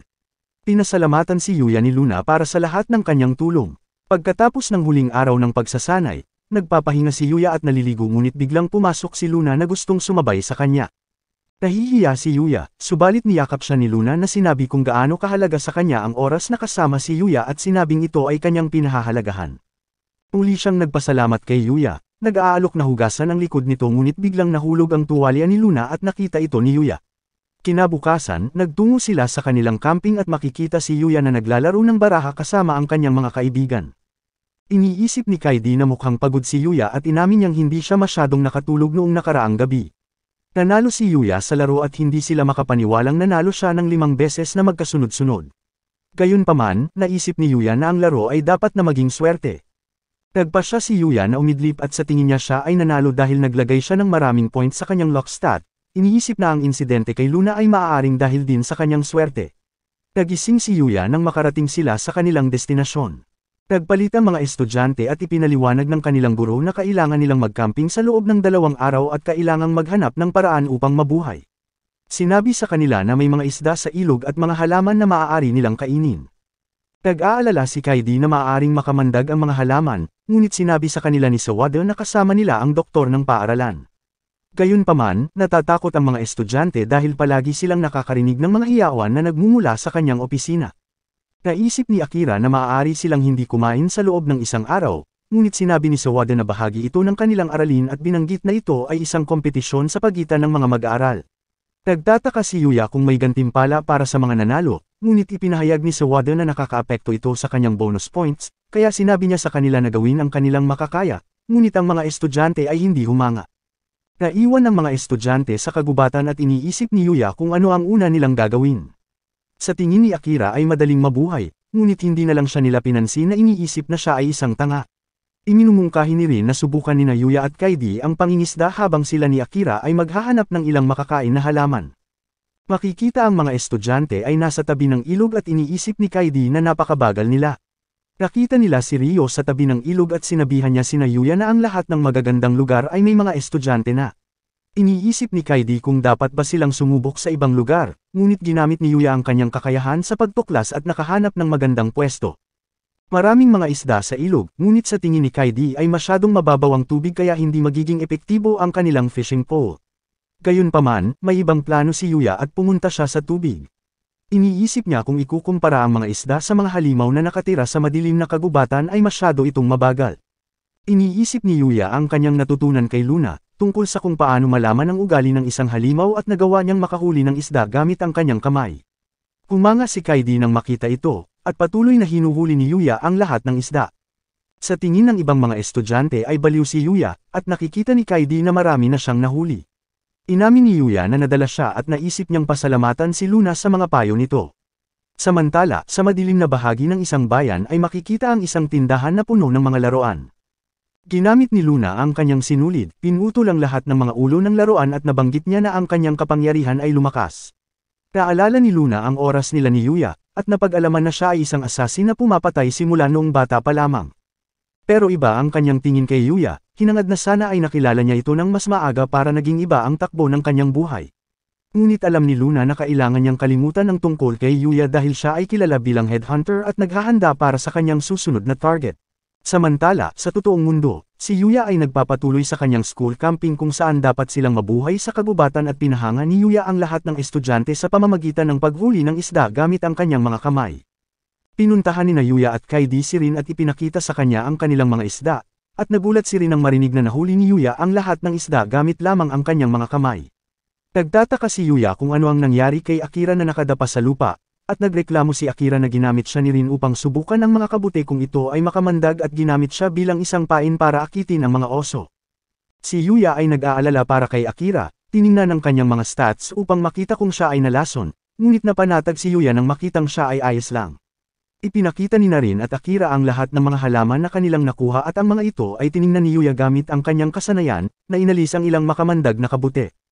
Pumunta sila sa gusali upang ipakita sa kanilang guro kung ano ang kanilang nakuha, at makikita ang iba pang mga mag-aaral habang sinusuri nila ang kanilang pagkain upang matiyak na walang lason. Napatakbo si Yuya kay Kaori at nagtanong kung kumusta ang kanyang koponan. Pinag-uusapan nila kung paano sila nagkaroon ng mga karanasan hanggang si Kaori ay tinawag ng kanyang koponan. Nagulat si Akira kung gaano ka-close si Yuya at Kaori, hinangad na sana ay matulad siya kay Yuya. Ipinakita nila ang kanilang mga nakuha kay Sawada at pinuri sila sa pagiging unang pangkat na nagdala ng napakaraming ligtas na pagkain. Nasasabik si Sawada sa pag-iisip tungkol sa kanyang bonus, ngunit binanggit niya na dapat maging mahusay rin sila para sa kanilang pagluluto. Tinanong niya kung sino ang magluluto at tinuro ng lahat si Yuya. Hinihikayat si Yuya ni Sawada na gawin ang kanyang makakaya, na sinasabi sa kanya na nakasalalay sa kanya ang kanyang bonus ngunit naisip ni Yuya na hindi siya dapat masyadong magpahalata tungkol sa kanyang mga motibo. Si Yuya ay nagsimulang magluto gamit ang kanilang mga nakolekta, at nagawa niyang ihanda ang mga kahangahangang pagkain. Ang kanyang koponan ay tumikim at naghihintay si Yuya upang makita ang kanilang reaksyon. Ngunit dumating si Sawada pagkatapos uminom at nagulat siya nang makita ang mga pagkain. Sinubukan din niya ang ilan sa mga pagkain, at si Yuya ay kinakabahan na nagtataka kung nagustuhan nila ang kanyang mga niluto, ngunit sa huli ay namangha sila sa sobrang sarap. Sinabi ni Soada na kahit na ang kanilang mga pagkain ay inihanda ng mga first-rate chef sa paaralan, nakita niyang mas masarap ang luto ni Yuya. Nagtataka si Yuya kung paano ito naging posible, iniisip na siya lamang ang nagluluto para sa kanyang sarili dahil siya ay nag-iisa, ngunit masaya na makita ang mga tao na nagsasaya sa kanyang pagkain. Pagkatapos kumain, tinanong ni Sawada kung pakakasalan siya ni Yuya, na ikinagulat ng lahat. Ibinunyag ni Sawada na hindi siya marunong magluto o maglinis dahil palagi siyang nakatutok sa kanyang research at hindi pa siya nagkakaroon ng karelasyon. Pagkatapos kainin ng mga pagkain na niluto ni Yuya, iniisip ni Sawada na si Yuya ay isang mabuting kasintahan, kaya humihiling siya kay Yuya na pakasalan at alagaan. Ang bawat estudyante ay nagsasabi sa kanya na ito ay isang masamang ideya, at sinabi ni Kaidi na si Yuya ay hindi mabuti para kay Sawada, ngunit ito ay nagpaisip kay Yuya na siya ay isang failure bilang isang tao. Gayunpaman, iginiit ni Sawada na pakasalan si Yuya na sinasabing hihintayin niya ito. Kinabahan si Yuya sa pag-aakalang hindi ito nararapat dahil si Sawada ang kanyang guro ngunit sinabi niyang siya ay magaling magturo. Masaya si Sawada na marinig ito, niyakap si Yuya patungo sa kanyang dibdib habang sinusubukan siyang hilahin ni Kaidi at sa tingin ni Akira si Yuya ang pinakamaswerteng lalaki sa mundo. Kinagabihan, si Yuya ay nag-teleport pabalik sa kanyang bahay upang suriin si Knight. Gamit ang ilang pagkain mula sa kanyang item storage, naghanda siya ng hapunan para kay Knight. Habang nanunood siya na kumakain si Knight, iniisip ni Yuya kung gaano siya kasaya dahil nagustuhan ng kanyang mga kaibigan ang kanyang niluto. Nag-teleport si Yuya pabalik sa camp kung saan naliligo ang bawat estudyante. Ang lahat ay nakatingin sa kanya at nagtataka si Yuya kung ano ang nangyayari. Itinuro ni Akira ang kanyang katawan dahil ito ay kakaiba at si Yuya ay nagtataka kung ano ang mali dito. Subalit si Akira ay hindi makapaniwala kung gaano ito kaganda, pati na rin ang pagiging kahanga-hanga. Samantala, sa banyo ng mga babae, tinutukso ni rin si Kaidi na sinasabing lahat ng mga lalaki ay dapat sa kanya. Ngunit tumakbo sila kay Kaori at binanggit kung paano gustong pakasalan ni Sawada si Yuya. Nagulat si Kaori nang marinig ito at iniisip ng mga batang babae na may kalamangan si Sawada. Mukhang gusto rin ni Kaidi na gumawa ng diskarte para kay Yuya. Nag-iisip si Kaori kung si Kaidi ay may gusto kay Yuya, ngunit mabilis itong itinanggi ni Kaidi at sa tingin ni rin ay masyado itong halata. Gayunpaman, nagtataka si Kaori tungkol sa mga gustong babae ni Yuya. Kinabukasan, nakita ng mga estudyante na itinapon ang kanilang mga gamit at iniisip kung ito ay isang magnanakaw. Nag-aalala si Akira habang sinusuri ni Yuya ang lahat ng kanilang gamit at makikita na ito ay nandoon pa rin. Nagpa siya ang grupo na tumingin sa paligid para sa kanilang almusal. Ngunit natakot si Akira na makakita ng mga scratch mark sa isang puno. Naalala ni Yuya kung paano sinabi ni Akira na ginamit siya para akitin ng mga oso at napagtanto niya kung ano ang nangyayari. Habang tumitingin si Yuya sa paligid, biglang dumating ang oso sa harap ng mga babae at mabilis silang tumakbo palayo. Kinahabol sila ng oso at nataranta ang lahat ng mga estudyante. Sinabihan ni Sawada ang grupo na magtago kasama siya. Subalit, tumakbo ang oso sa mesa at sinabihan sila ni Sawada na pumunta sa ligtas na lugar. Habang sila ay tumatakbo, nadapa si Sawada at sinugod siya ng oso ngunit naharang ito ni Yuya. Nakikipaglaban si Yuya sa oso, tinapon niya ito sa lupa at itinumba. Pagkatapos, tiningnan niya si Sawada na nagsasabi sa kanya na tuturuan niya si Yuya tungkol sa pakikipaglaban sa isang oso, ngunit dahil nailigtas niya ang kanyang buhay, nagpa siya itong pasalamatan at nag-aalok na pakasalan ulit si Yuya na magalang niyang tinanggihan. Nagtataka si Yuya kung ano ang mangyayari sa oso at ipinaliwanag ni Kaori na tatanggapin nila ito bilang isang guard sa paaralan. Kung aatake ulit ito ng mga tao, magpapasya silang kakainin at mukhang naiintindihan ito ng oso. Naresolba na ang gulo at natapos na ang kanilang school camping. Pagbalik sa kanyang bahay, nakatakdang makipagkita si Yuya sa hari sa kabilang mundo kasama si Lexio upang salubungin si Yuya. Gayunpaman, nakatagpo si Yuya ng isang grupo ng mga halimaw sa kagubatan at iniisip niyang masama kung magkita ang grupo ni Lexia at ang mga halimaw, kaya nagpasya siyang patayin ng mga ito. Sinugod ni Knight ang isang halimaw at binato ni Yuya ang kanyang sibat ngunit nasanggalang ito, kaya nagpalit siya ng isang martilyo na tuluyang tumalo sa halimaw. Pagkatapos ng laban, humanga si Yuya sa mga sandata ng Sage. Ang halimaw ay nag-drop ng isang magandang helmet at sinubukan nito ni Yuya, ngunit makikita ang isang kakaibang kuneho na nanunood sa kanya, na iniisip na siya ang kanyang hinahanap. Habang papalapit ang grupo ni Lexia, nagulat si Owen nang makita si Yuya at napagtanto ni Yuya na dahil ito sa kanyang helmet kaya mabilis niya itong tinanggal at natutuwa silang makita siyang muli. Tinanong nila si Yuya kung ito ay handa na para makipagkita sa hari at formal nilang inanyayahan na sumama sa kanila sa palasyo. Ngunit biglang tumalon si Knight kay Lexia na biglang bumagsak ang isang puno at hinampas ito ni Yuya sa kalahati. Napansin ni Yuya ang mga sinulid na ginamit ni Luna at napagtanto ni Yuya na pinoprotektahan ni Knight si Prinsesa Lexia. Nagtataka si Owen kung ano ang nangyayari, at makikita si Luna na sinusumpa ang sarili dahil sa pagkabigo. Ngunit habang sinusubukan niyang makatakas, inatake siya ni Yuya at nawala ng malay. Nagulat si Yuya nang makitang ito ay si Luna at si Lexia ay pumunta sa kanya na nagtataka kung sino si Luna. Sinabi ni Yuya kay Lexia na si Luna ang nagtangkang umatake sa kanya at napagtanto niyang alam ni Knight ang lahat. Hiniling ni Yuya na pagalingin ang kanyang mga sugat at dalhin siya sa kanyang bahay upang tanungin kung ano ang nangyayari. Dahil ayaw ni Yuya na maniwala na si Luna ay isang masamang tao, kaya pinagkaloob ni Lexia ang kanyang kahilingan habang nagmamadaling lumapit si Owen na sinasabi kay Lexia na huwag tumakbo ng mag-isa. Gayunpaman, sinabi ni Lexia kay Owen na bibisita siya sa bahay ni Yuya. Nagtataka si Yuya kung sigurado siya at sinabi ni Lexia na curious din siya kung bakit siya inatake at nagdududa tungkol sa relasyon ni Yuya kay Luna. Kaya nagpa siya si Yuya na gamitin ang kanyang teleportation para makabalik ng mas mabilis at naiwan si Owen. Nagulat si Lexia sa teleportation at hinihintay nilang magising si Luna. Ipinaliwanag ni Yuya kung paano niya nakilala si Luna sa kagubatan at kung paano sila nagsasanay ng magkasama, ngunit mas interesado si Lexia sa isang teleportation spell na ginamit ni Yuya upang makabalik sa bahay.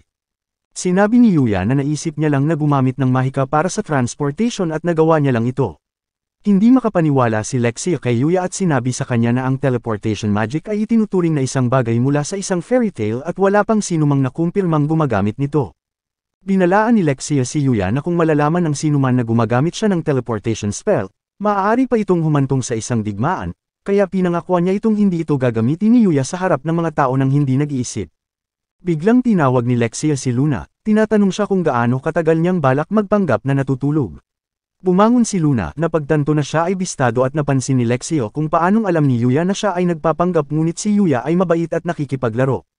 Tinanong siya ni Lexia tungkol sa kanyang nakaraan, ngunit sa tingin ni Luna ay wala itong kabuluhan at sinabi niya kay Lexia na patayin na lang siya, ngunit si Yuya ay nagtanong din tungkol sa kanyang buhay, kaya ipinaliwanag ni Luna kung paano siya naging ulila na naghahanap ng pagkain sa basurahan para lamang mabuhay. Ngunit si Luna ay kinuha ng isang lalaki at tinuruan kung paano magbasa at magsulat, pati na rin ang mga paraan ng pagpatay at sumali siya sa Dark Guild. Si Yuya ay nag-iisip tungkol sa Dark Guild, at ipinaliwanag ni Lexia na sila ay isang organisasyon na responsable sa paggawa ng lahat ng uri ng krimen. Sinabi ni Luna kung paano niya nakumpleto ang hindi mabilang na mga pagpatay at nakilala siya bilang headhunter. Nagulat si Lexia nang marinig ito at ang pangalan na headhunter. Nagtataka si Yuya kung bakit alam ni Knight ang lahat, at napagtanto niyang iyon ang dahilan kung bakit siya ay agresibo kay Luna sa simula. Ibinunyag ni Luna ang kanyang trabaho na patayin si Lexia, ngunit ngayong siya ay nabigo, garantisado ang kanyang kamatayan, dahil maaaring mamatay siya o magpapadala ang Dark Guild ng mga assassin para sa kanya. Nag-aalala si Yuya para kay Luna pero nagtataka si Luna kung bakit siya nagmamalasakit gayong panandalian lang naman silang magkasama, pero sinabi ni Yuya na kahit maikli lang ang oras na iyon, malaki ang halaga nito para sa kanya, kaya ang tingin ni Yuya kay Luna ay isang kaibigan. Iniisip ni Luna na huli na ang lahat, ngunit humarang si Lexia at sinabihan si Luna na magtrabaho na lang para sa kanya at maging gwardya.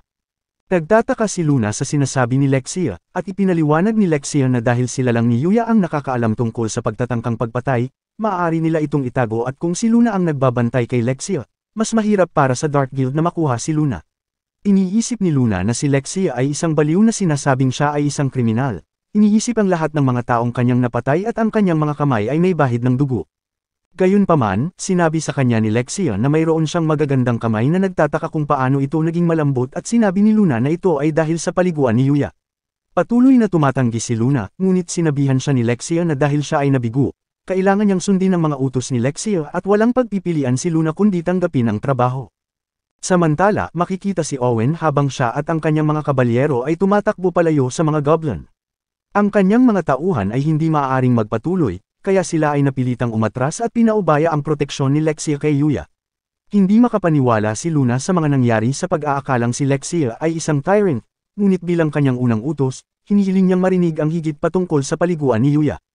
Ipinaliwanag ni Luna na si Yuya ay may isang pambihirang item, na maaaring lumikha ng paliguan at tumutulong para maibalik ang lakas ngunit mayroon din itong mga positibong epekto sa kagandahan. Sa tingin ni Lexia ay mukhang hindi kapani-paniwala at hinihiling na gamitin ito. Nagpasya siyang maligo kasama si Luna na inanyayahan si Yuya na sumama rin sa kanila, ngunit tumanggi si Yuya at tinawag ito ni Lexia na isang kahihiyan. Ang mga babae ay nag-e-enjoy sa paliguan ng magkasama at nalaman na ito ay nakaka-relax. Ngunit biglang nagtanong si Lexia kung gusto ni Luna si Yuya at sinabi ni Luna na magkaibigan lang sila. Sinabi ni Lexia na maaari niyang sabihin na gusto niya si Yuya, ngunit itinanggi ito ni Luna na sinasabi sa kanya na nag-i-imagine lang siya ng mga bagay. Kaya't binanggit ni Lexia ang kanyang plano na pakasalan si Yuya at tinutulan ni Luna ang kanyang ideya. Sinabi ni Lexia na wala siyang problema kung magkaibigan lang silang dalawa ni Yuya, at hindi sigurado si Luna sa kanyang nararamdaman. Ngunit biglang naglabas si Lexia ng isang deklarasyon ng digmaan, na sinasabing mahal niya si Yuya at siya ang mananalo kung mapapangasawa niya ito. Nalilito si Luna sa pagdinig nito, ngunit sa pag-iisip na si Yuya ay maaagaw ni Lexia, kaya tinanggap ni Luna ang laban at gusto niya si Yuya para sa kanyang sarili. Idineklara ni Lexia sa sandaling iyon na si Luna ay magiging kanyang bantay at kanyang karibal. Pagkatapos nilang maligo, naisip ni Yuya na dapat silang gumawa ng hapunan. Nag-aalok si Lexia na magluto ngunit nahihirapan siyang makahiwa ng isang patatas at nawala ang kutsilyo sa kanyang kamay na muntik nang magdulot ng isang aksidente. Gayunpaman, nagpasya si Yuya na siya ang magluto sa halip, na nalaman ng mga babae na masarap ang pagkain at niyakap ni Lexia si Yuya. Ngunit nagseselos si Luna nang makita ito at hiniling kay Yuya na pakainin siya, sinasabing nahihirapan siyang gumalaw dahil hindi pa ganap na gumaling ang kanyang mga sugat. Iniisip ni Yuya kung gaano siya nasaktan at pumayag siya sa kanyang kahilingan. Ngunit habang sinusubuan niya si Luna, napangiti ito kay Lexia na nagseselos at humihiling na pakainin din siya ni Yuya. Sinabi ni Yuya kay Lexia na hindi siya nasaktan, ngunit ginamit ni Lexia ang kanyang kapangyarihan bilang prinsesa para sabihan si Yuya at wala itong pagpipilian kundi ang sumunod. Pagsapit ng gabi, ang mga babae ay natutulog ng magkasama at si Yuya ay napagod ngunit sa tingin niya ito ay isang magandang oras.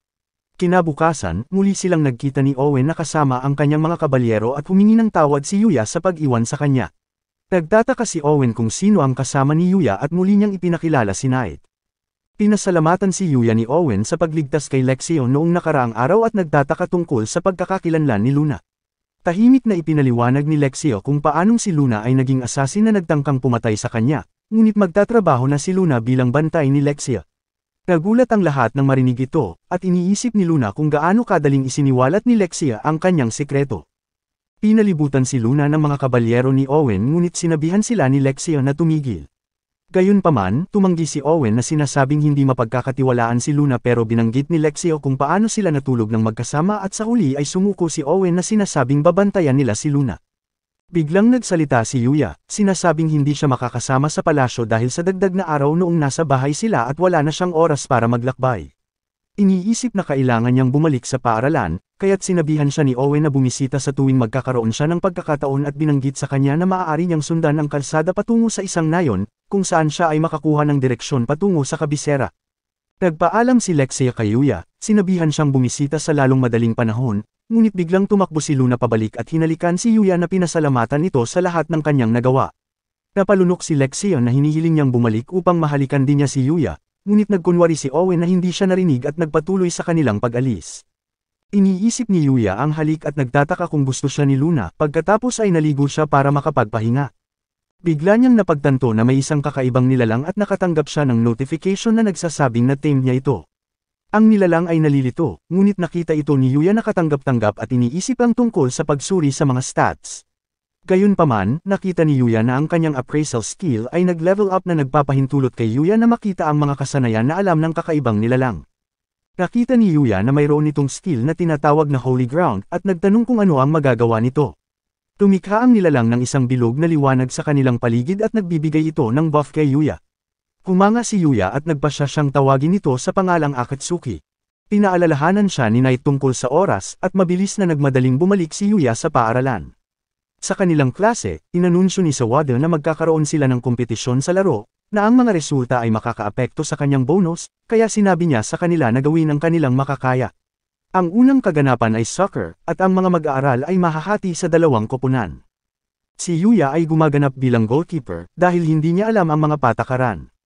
Pakikita si Rio na napakagaling at nakikipaglaban sa kalaban na koponan ng mag-isa, na namamahala upang makapuntos. Si Kaidi ay napahanga, ngunit sinabi ni Rin sa kanya na mayroon pa silang pangalawang secret weapon at sinabihan si Kaidi na tumalon. Tumingin ang mga lalaki at nagawa ni Akira na nakawin ang bola mula kay Rio. Nadagdagan ng kumpiyansa ni Akira at napagtanto ni Rin na palpak ang kanyang plano. Nalampasan ni Akira ang lahat ng mga estudyante at sinipa ang bola, ngunit napigilan ito ni Yuya at nagulat ang lahat sa kanyang ipinakita. Nag-iisip si Yuya kung ano ang dapat niyang gawin sa bola, at sinabi sa kanya ni Rio na ihagis ang bola sa abot ng kanyang makakaya. Kaya hinagis ito ni Yuya na diretso sa kabilang goal at iniisip kung siya ay nakapuntos. Pagkatapos ng klase, nilapitan si Yuya ng isang modeling agency na nag-imbita sa kanya na sumali sa industriya ngunit mabilis niya itong tinanggihan.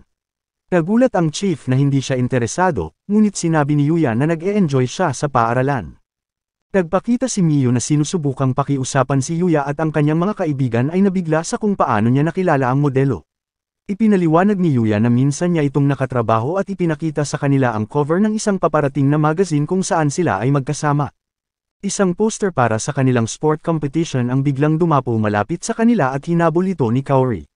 Ngunit biglang nakakuha ng ideya ang chief, sa pag-aakalang magagawa nila ang isang artikulo sa paaralan at kunan ng larawan si Yuya sa kaganapan. Kaya umalis siya upang pumunta at makakuha ng pag-aproba mula sa paaralan. Sa kabilang mundo, natalo ni Yuya ang isang skeleton monster ngunit sa kanyang palagay ay hindi pa siya lumalakas. Nagpasya siyang magtungo ng mas malalim sa kagubatan at nakakita siya ng isang lugar na may mga matitigas na mga punong kulay itim, na hindi kayang galusan ng mga normal na pag-atake. Nagtataka si Yuya kung paano lumaki si Akatsuki, subalit si Akatsuki ay nasa kanyang likod at bigla siyang inatake ng isang mithril na baboy ramo. Sinubukan niyang pagalingin ang sarili, ngunit muli siyang inatake nito. Iniisip ni Yuya na siya ay nasa isang problema at ang baboy ramo ay tumatakbo papunta sa kanya. Gayunpaman, napalipad ang baboy ramo at isang kakaibang kuneho ang biglang lumitaw. Nagpakilala ito bilang si Usagi at nagulat si Yuya na ito ay nakakapagsalita. Ang baboy ramo ay bumangon muli ngunit pinatay ito ni Usagi sa isang iglap, at nagulat si Yuya sa kung paano niya winasak ang mga nakapaligid na puno. Sinuri ni Yuya ang kanyang mga stats at makikitang ito ay malakas sa lahat ng uri ng mga skill. Nagpasalamat si Yuya sa kanyang tulong at hiniling sa kanya ni Usagi na ipakita sa kanya kung paano siya sumipa. Ipinakita ni Yuya ang kanyang sipa at nakita ni Usagi ang kanyang potensyal. Pagkatapos, ipinakita ni Usagi kung paano siya sumipa na binutasan ng mga puno, at sinimulan niyang turuan si Yuya na gawin ang kanyang ginawa. Pagkaraan ng ilang sandali, nagawa ni Yuya na sirain ang isa sa mga puno at nagpatuloy siya sa pakikipag-sparring kay Usagi. Nagtataka si Yuya kung bakit siya sinasanay at ibinunyag ni Usagi na ito ay dahil gusto niyang siya ang kanyang maging kahalili. Ipinaliwanag niya na kilala siya bilang isang divine at tungkulin niyang ipamahagi ang kanyang mga teknik. Sinabi niya na ang divine ay isang title na ibinibigay kapag nakabisado na ang isang partikular na larangan, at siya ang divine kicker. Ang kanilang trabaho ay protektahan ang mundo mula sa vile, na mga nilalang na nagpapakita ng mga negatibong aspeto ng mundo. Nagtataka si Yuya kung mayroon siyang pagpipilian sa pagiging tagasunod niya, at sinabi ni Usagi na maaari siyang tumanggi. Ngunit binanggit ni Usagi na ang paglaban sa vile ay hindi maiiwasan kaya kailangan nila ng maraming kaalyado hanggat maaari. Mas pinili ni Yuya na hindi maging divine, ngunit iniisip niya kung paano niya gustong maprotektahan si Knight at Akatsuki. Nagpasya si Usagi na ipagpatuloy ang pagsasanay, ngunit humiling siya na matuto ng magic mula kay Yuya dahil humanga siya sa barrier na nakapaligid sa kanyang bahay. Kahit na iniisip ni Yuya na yon ay gawa lamang ng sage, nagpasya sila sa isang kasunduan kung saan magpapalitan sila ng kaalaman. Makikita si Yuya habang hinahabol siya ng isang king mithril na baboy ramo. Sa tingin ni Usagi na ito ay magandang pagkakataon para magkaroon ng rematch si Yuya. Nahihirapan si Yuya laban dito, ngunit gamit ang kanyang mga sipa at ang kanyang divine whip ay nagawa niya itong talunin. Ipinagdiriwang ni Yuya ang kanyang pagkapanalo at napag-alaman na nag-drop ito ng ilang mga SS rank na item. Ipinaliwanag ni Usagi na mayroong triple S rank at EX rank na mga halimaw sa mundo, at ang vile ay mas malakas pa sa mga maalamat na rank. Biglang nakatanggap ng notification si Yuya tungkol sa pag-evolve at bigla siyang nagliwanag. Ang kanyang hitsura ay hindi nagbago, ngunit tila siya ay nakakuha ng isang bilang ng mga bagong kasanayan. Kinabukasan, sumali si Yuya sa kompetisyon ng table tennis at sinabihan siya ng chief na magpakita ng magandang palabas para sa kanila. Ang kanyang kalaban ay ang national champion na kilala bilang sniper, at naghahatid ng isang napakalakas na serve na kahit si Yuya ay hindi ito kayang tamaan, ngunit kung ikukumpara ito sa baboy ramo na kanyang hinarap, madaling ibinalik ni Yuya ang kasunod na serve at nagkaroon ng butas sa mesa. Ngunit umayaw si Yuya sa laban dahil ayaw niyang masaktan ang sinuman at nagreklamo ang mga photographer na napakabilis niyang kumilos para sa kanila. Kinaladkad ni Kaidi si Yuya para maglaro ng volleyball dahil nasugatan ang isa nilang miyembro at sinundan siya ng chief.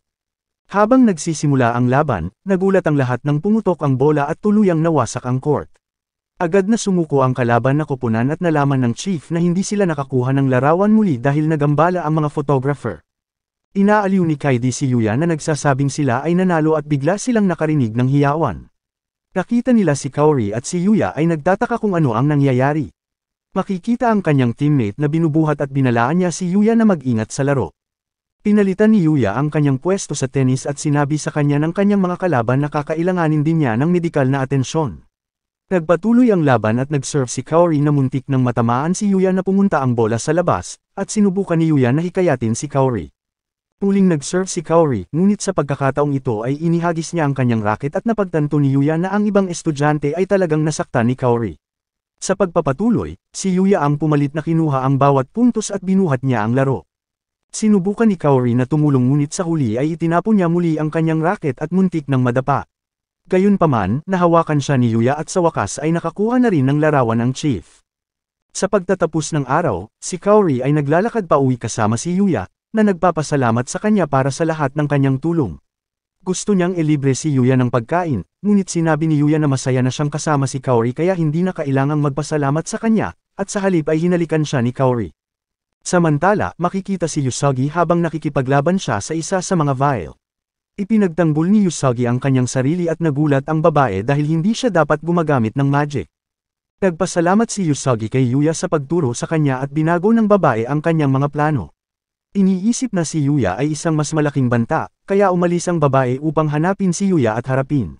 Tinitingnan ng Chief Agency ang kanilang susunod na proyekto, at masaya siya sa lahat ng mga larawan ni Yuya. Iniisip niya kung gaano kaganda ang pagbebenta ng mga magazine, ngunit ang kanyang tauhan ay nag-aalala na ang iba pang mga ahensya ay maghahabol kay Yuya kapag nakita nila ito. Gayunpaman, hindi nag-aalala ang chief, at tila may plano siyang tiyakin na hindi makakatanggi si Yuya na sumali sa kanilang ahensya.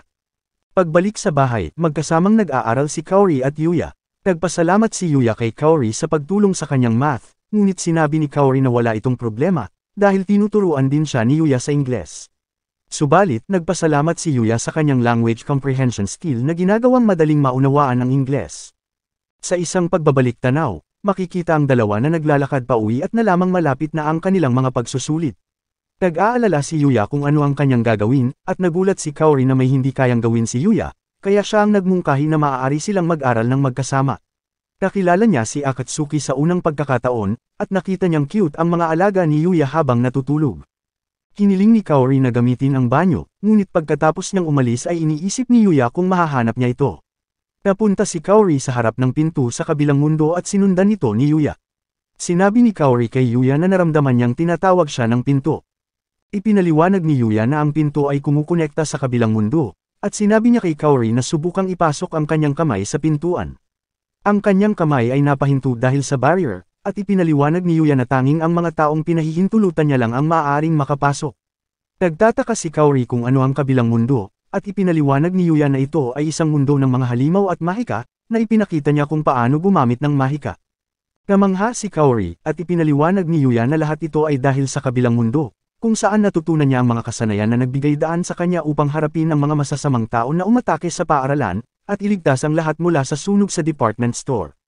Hindi ito kapanipaniwala kay Kaori, at nag-aalok si Yuya na ipakita ang kabilang mundo. Hinawakan niya ang kamay ni Kaori, at tumawid ang dalawa sa kabilang mundo. Nagulat si Kaori nang makitang mayroon talagang kabilang mundo, at sinabi sa kanya ni Yuya na parehong nanggaling sa mundong ito sina Knight at Akatsuki. Ipinaliwanag niya na si Knight ay isang fenrir na parang lobo, at si Akatsuki ay parang baboy, ngunit nasaktan si Akatsuki nang marinig ito. Biglang lumitaw ang status window ni Kaori, at ipinaliwanag ni Yuya na ang kakayahan sa mundong ito ay kinakatawan ng mga stats.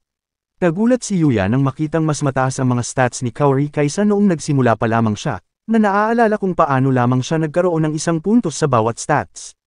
Ipinaliwanag ni Yuya kung paano siya nag-level up sa mundong ito at kung paano ganap na nagbago ang kanyang hitsura, kaya sa kanyang pakiramdam ay nandaya at hindi siya tatanggapin ng lahat kung hindi dahil dito. Ngunit binago ni Kaori ang pag-uusap na humihiling na mas makita pa ang kabilang mundo. Binanggit ni Yuya na delikado sa labas ng kanyang bahay, ngunit pumayag na ipakita ito sa ibang pagkakataon. Nangako si Kaori kay Yuya at hiniling ni Yuya na itago ang kanyang sekreto, na ipinaparamdam kay Kaori na may espesyal silang relasyon, at sa kanyang pakiramdam ay naging mas malapit siya kay Yuya. Sa kabisera, bumalik si Lexia sa palasyo, at nagtataka ang hari kung bakit hindi nila kasama si Yuya. Ipinaliwanag ni Owen na kailangang baguhin ang kanilang mga plano, at iniisip ng hari kung may kinalaman nito kay Luna. Agad na inamin ni Luna na sinubukan niyang patayin si Lexia, at kinuha ng hari ang kanyang espada na naghahanda na patayin si Luna. Sinugod niya ito, ngunit sa huli ay huminto at kinikilala ng hari ang kanyang husay, dahil napagtanto ni Luna na ang kanyang espada ay may kakayahang pumutol ng anumang bagay at sa halip ay pinigilan ni Luna ang kanyang mga braso. Nagalit si Lexia sa kanyang ama, sinabi na desisyon niyang kunin si Luna bilang gwardya, at sinabing kamumuian niya ang kanyang ama kung sasaktan niya si Luna. Nalungkot ang hari nang marinig ito, at tinanggap niya si Luna bilang isa sa mga gwardya ni Lexia. Pagkatapos, tinanong ng hari si Owen tungkol kay Luna, at ipinaliwanag niya kung paano niya nakilala si Luna bilang headhunter ng Dark Guild. Nagtataka ang hari kung paano nauugnay ang mga bagay kay Yuya, at ipinaliwanag ni Owen na si Yuya ang nakahuli kay Luna, at kung paano niya dinala sina Luna at Lexia pabalik sa kanyang bahay. Ngunit nang marinig ng hari kung paano nanatili si Lexia sa bahay ng isang lalaki, nagsimula siyang mag-amok na iniisip kung paano niya gustong saksakin si Yuya. Sinabi sa kanya ni Owen na walang nangyari, ngunit sinabi ng hari na hindi siya makakatiyak dahil wala siya roon. Samantala, makikita ang isang lalaking nakamaskara na minsang nagtangkang patayin si Lexia. Nalamang siya ang unang prinsipe na si Rhaegar, at sinabi ng kanyang tauhan ng tungkol sa kung paano kinuha ng isang supporting noble si Luna para patayin si Lexia. Ngunit nauwi ito sa kabiguan dahil kay Yuya at naging gwardya si Luna kay Lexia. Binanggit din ng kanyang tauhan kung paano naimbitahan si Yuya sa palasyo, at nagbibigay ito ng ideya kay Rhaegar. Ibinigay niya sa kanyang tauhan ang kanyang lihim na sandata, isang magic sealing barrier na kayang mapawalang bisa ang lahat ng magic na malapit sa lugar nito. Gagawin nitong walang kapangyarihan ang lahat ng magic user na mga gwardya ng hari, at ang tanging mga taong kailangan nilang harapin ay sina Owen at Luna. Ang kanyang tauhan ay nag-aalala na sila ay makilala kung ang kanilang plano ay mabigo, ngunit sa tingin ni Rhaegar ay maaari silang umatake kay Yuya kung siya ay bumisita. Si Yuya ay nakakakuha ng dagdag na araw ng pahinga pagkatapos ng kompetisyon sa paaralan, kaya siya ay naghahanda para bisitahin ang kabisera. Inatake ni Yuya ang ilang mga halimaw na nagbibigay ng ilang mga item, kabilang ang isang rare item na nagbibigay ng mahiwagang karanasan sa pagtulog. Nagtungo si Yuya sa kalapit na bayan at nagulat siya nang makitang may mga pusang babae sa mundong ito. Pumunta siya sa isang guild upang makipagkalakal dahil wala siyang dalang pera. Nalaman ng master ang kanyang pangalan na kakaiba, at hindi alam kung saan siya nagmula. Ipinaliwanag ni Yuya na siya ay mula lamang sa isang maliit na isla, at iniisip ng master na siya ay isang maharlika batay sa kanyang hitsura. Sinabi ni Yuya na isa lang siyang normal na lalaki, ngunit hindi naniniwala ang master. Nagtataka ang master kung ano ang gusto niyang ibenta, at nagulat siya nang makita ang kahon ni Yuya. Si Yuya ay naglabas ng mga paminta, at ang master ay agad na namangha sa lagayan. Sinuri niya ang mga paminta, at napag-alaman na ito ang pinakamataas na kalidad na kanyang nakita, ngunit iniisip ni Yuya na ito ay karaniwang paminta na mula sa lokal na tindahan. Nag-aalok ang master na bilhin ang lahat ng ito sa halagang 100 gintong barya at nagtataka si Yuya kung marami na ba iyon, na inamin na hindi niya alam ang halaga ng pera sa kaharian. Ipinaliwanag ng master na ang isang karaniwang pamilya ay maaaring mabuhay lamang sa 5 gintong barya sa loob ng 1 taon, kaya ang 100 ginto ay sapat na para mabuhay ang isang buong pamilya sa loob ng 20 taon. Binigyan din siya ng master ng guild card na magagamit para sa pagkakakilanlan at nagtanong si Yuya kung paano makarating sa kabisera. Sinabi sa kanya ng master ang tungkol sa stagecoach na dumiretso sa kabisera, na pagdating niya doon ay namangha si Yuya sa dami ng tao. Itinuro ni Akatsuki ang palasyo at nagsimulang matakot si Yuya na iniisip na siya ay mawawala sa lugar.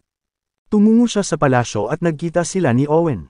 Sinabi ni Owen kay Yuya na dumiretso sila upang makita ang hari at natakot si Yuya sa pag-aakalang hindi pa siya handa, ngunit sinabihan siya ni Owen na huwag mag-alala dahil kaunti lang ang mga taong nandoon. Makikita sina Lexia at Luna na naghihintay sa loob ng silid, at nagbigay galang si Yuya sa hari. Agad na sinabi ng hari kung paano nag-propose si Lexia kay Yuya, at nagsimulang magalit sa pag-aakalang si Yuya ay nanligaw sa kanyang anak ngunit napatahimik siya ni Owen.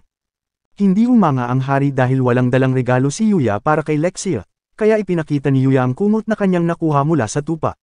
Natutuwa si Lexia nang makita ito, ngunit tila nagalit ang hari na nag-iisip na sinusubukan niyang akitin ng kanyang anak sa harapan niya mismo. Sinubukan ni Owen na pigilan ang hari, sinabing hindi alam ni Yuya ang kanilang mga kaugalian, at nagtataka si Yuya kung ano ang nangyayari. Ipinaliwanag ni Lexia na ang pagbibigay ng kama bilang isang regalo ay nangangahulugan na gusto mong pakasalan ang tao na iyon at makibahagi sa kama. Napagtanto ni Yuya na siya ay nagkamali, at naghahanda ang hari upang saksakin si Yuya ngunit bigla silang inatake ng mga asasin. Inutusan ng hari ang kanyang mga gwardya na umatake, ngunit isang lalaki ang nag-activate ng magic sealing barrier na pinatigil ang mga arrow. Ang mga asasin ay sumugod sa kanila, pero binugbog lang sila ni Yuya na kasama si Knight at mabilis na tinalo. Niyakap siya ni Lexia habang pinupuri, ngunit nagseselos si Luna na sinusubukan siyang hilahin palayo habang nakatitig ang hari kay Yuya, ngunit natuklasan ni Owen ang isang partikular na emblem sa isa sa mga asasin, at napagtanto nilang ang unang prinsipe na si Rhaegar ang nasa likod ng pag-atake. Ang balita ng pag-atake ay kumalat sa mga gwardya, at tila ang hari ay humiwalay sa kanyang silid. Nag-iisip si Yuya kung ano ang dapat niyang gawin, at nakita si Owen na humingi ng tulong sa kanya para mapanatiling ligtas si Lexia.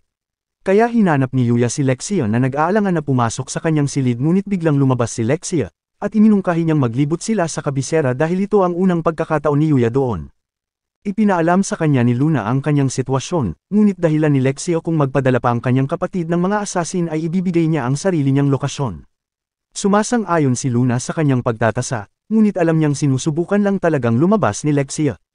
Sinabi ni Luna kay Lexia na dapat siyang manatili sa kastilyo, habang siya ang maaaring maglibot kay Yuya sa paligid ngunit tumanggi si Lexia at ayaw niyang hayaan silang magkasama. Iminumungkahi ni Owen na maaaring siya ang maglibot kay Yuya, habang pareho silang maaaring manatili sa kastilyo, ngunit ang dalawang batang babae ay parehong tinanggihan ang kanyang ideya.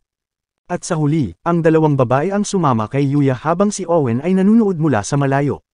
Gustong ipakita ni Lexia kay Yuya ang mga alahas ngunit may iba pang mungkahi si Luna, at pinag-aawayan siya ng dalawang babae.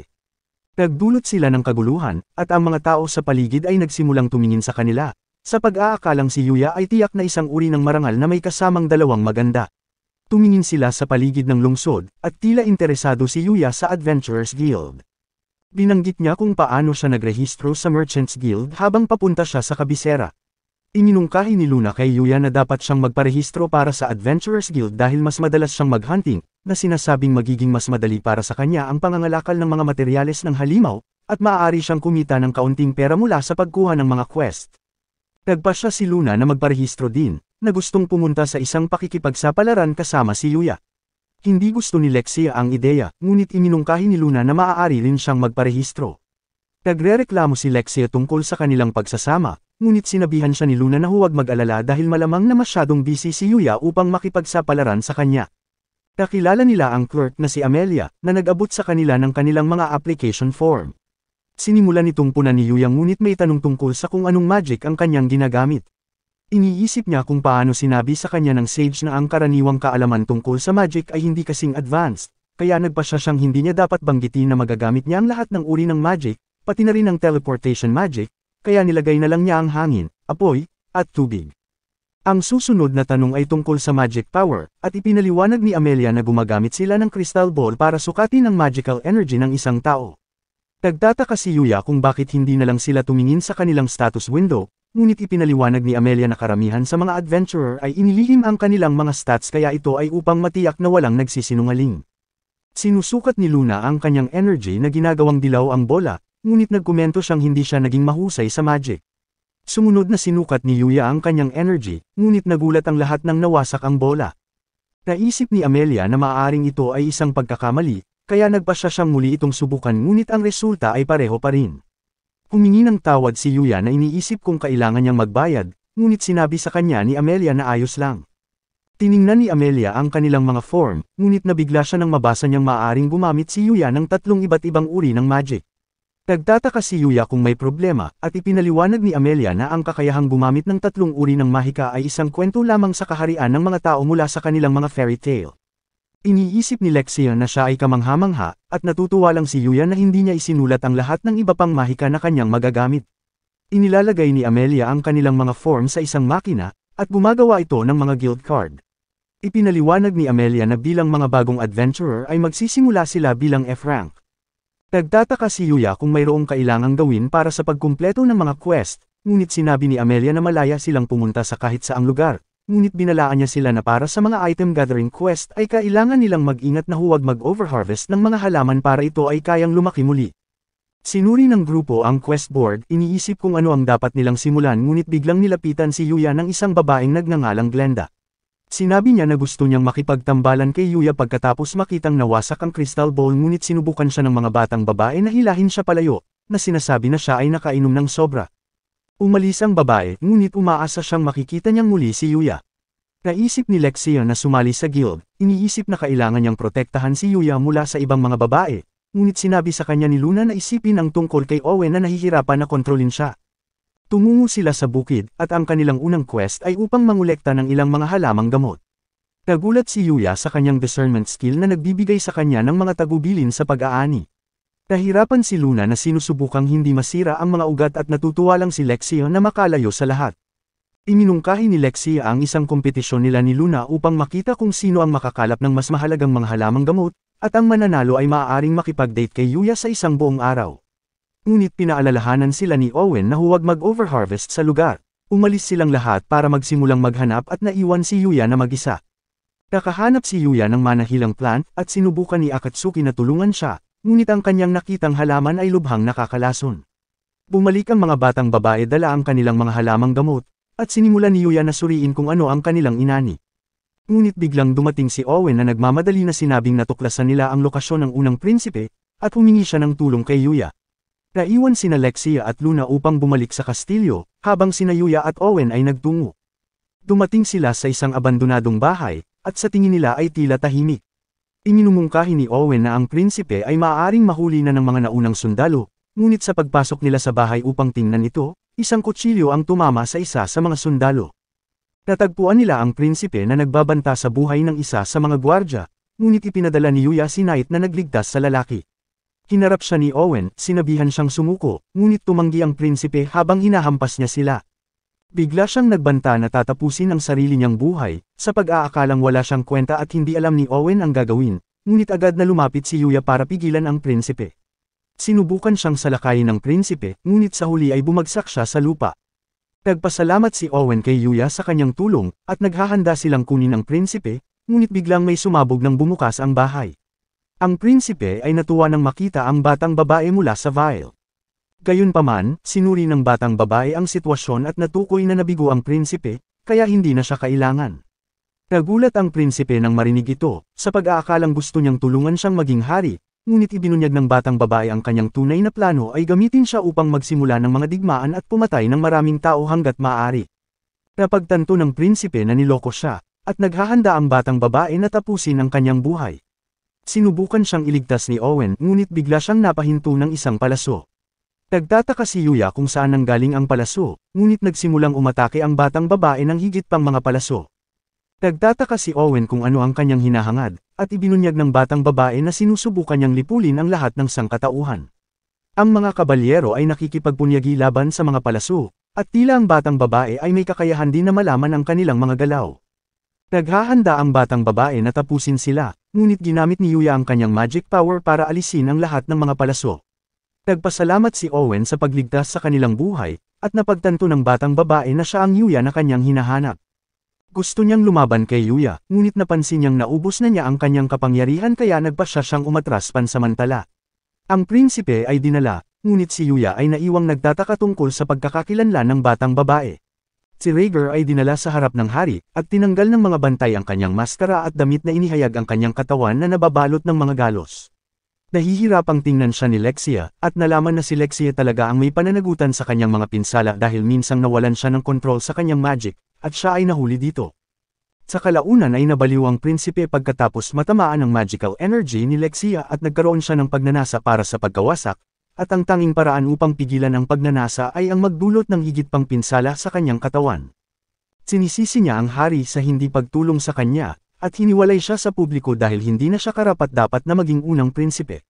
Tinitrato siya na parang wala lang, at nakaka-relate si Yuya. Gusto lang ni Rhaegar na matapos na ang kanyang paghihirap at nagmamakaawa siyang patayin. Biglang humarang si Yuya, sinasabing baka makatulong siya at inilabas niya ang kanyang healing juice. Sinubukan ni Rhaegar na lumaban sa una, ngunit ang kanyang mga galos ay tuluyang gumaling. Nagulat ang lahat at mabilis na humarap sa salamin si Rhaegar. Hindi siya makapaniwala na gumaling, at ipinaliwanag ni Yuya ang kanyang juice na ginawa ay mula sa mga halamang gamot. Nagulat ang hari dito dahil isa talaga itong maalamat na halamang gamot, at pinasalamatan niya si Yuya sa paggamit ng isang pambihirang bagay upang pagalingin ang kanyang anak. Ngunit sinabihan siya ni Yuya na huwag mag-alala dahil talagang itinanim niya ito sa kanyang hardin. Nagsimulang tumawa si Rhaegar, iniisip na kahit na gumaling siya ay nahaharap pa rin sa hatol na kamatayan. Nagtataka si Lexia kung anong mga krimen ang kanyang ginawa, at sinabi ng hari na gumawa siya ng maraming pagtatangka sa isang buhay. Sinabi ni Lexia na dahil laban sa kanya ang krimen ay nagpasya siyang patawarin na lang ang kanyang kapatid. Nabanggit ng hari na hindi ito ganoon kadali na sinabing sinalakay din siya ni Rhaegar, ngunit iginiit ni Lexia na patawarin din niya si Rhaegar at sa wakas ay pumayag ang hari, kaya nagawang iwasan ni Rhaegar ang kanyang sentensya. Pagkatapos nito ay sinasaalang-alang ng hari ang gantimpala ni Yuya. Iminungkahi ni Lexia ang kanyang kamay sa isang kasal, at nag-aalok din si Luna na pakasalan si Yuya. Ngunit ang hari ay nagbigay sa kanya ng title na Lord Knight, pati na rin ang pagbibigay sa kanya ng lupa at isang mansyon. Pumunta si Yuya sa kanyang silid upang magpahinga, at agad siyang nakatulog. Gayunpaman, nanaginip siya na nakikipaglaban sa misteryosong babae, ngunit siya ay natalo at bigla siyang nagising. Kinabukasan sa paaralan, inanyayahan si Yuya ng kanyang mga kaibigan na tumambay, ngunit nagmamadali siyang umalis pagkatapos ng klase at dinaanan pa niya si Kaori. Habang tumatakbo siya pauwi, ang tanging nasa isip niya ay ang misteryosong babae. Pumalik siya sa kabilang mundo, nagsasanay sa abot ng kanyang makakaya, para maging handa siya sa pakikipaglaban sa mga Vile. May naramdaman si Knight at bigla silang inatake. Nagpakita ang babae, at nagtataka si Yuya kung bakit siya inaatake. Ipinahayag ng batang babae na siya ay pumunta para sa paghihiganti dahil si Yuya ang taong maaaring makahadlang sa kanyang mga plano. Samantala, makikita si Kaori na pumunta sa bahay ni Yuya, na gustong mag-aral na kasama siya. Bukas ang pinto at pumasok siya sa loob na tumitingin sa kabilang mundo, na umaasang mahahanap si Yuya. Ngunit bigla siyang nakarinig ng mga pagsabog sa di kalayuan. Inilunsad ng batang babae ang kanyang mga palaso kay Yuya, ngunit inatake niya ito at nagawa niyang matamaan na sinundan ni Knight. Ang babae ay humanga kay Yuya, iniisip na kailangan niya itong patayin bago pa lumakas. Nagsimula siyang umatake at napansin ni Yuya si Kaori. Si Yuya ay nabigla at sinubukan niyang protektahan si Kaori, na humantong sa isang pagsabog. Ang batang babae ay naghahanda upang tapusin si Yuya, umatake siya gamit ang kanyang pinakamalakas na kapangyarihan, ngunit biglang dumating si Usagi at sinangga ang pag-atake. Humihingi siya ng paumanhin sa pagiging huli na sinasabing siya ay gumagawa ng ilang pagsisiyasat. At nalaman niya na ang pangalan ng babae ay Yudi. Natuklasan din niya na siya ang alagad ng Divine Archer, at ibinunyag ni Yudi na pinatay ang kanyang master kaya naghahanap siya ng paghihiganti para dito. Sinabi niya na si Usagi ay nagpapakita lamang kapag huli na ang lahat, at ang kanyang master ay palaging pinuprotektahan ng mga tao ngunit sa kalaunan siya ay ipinagkanulo ng mga ito.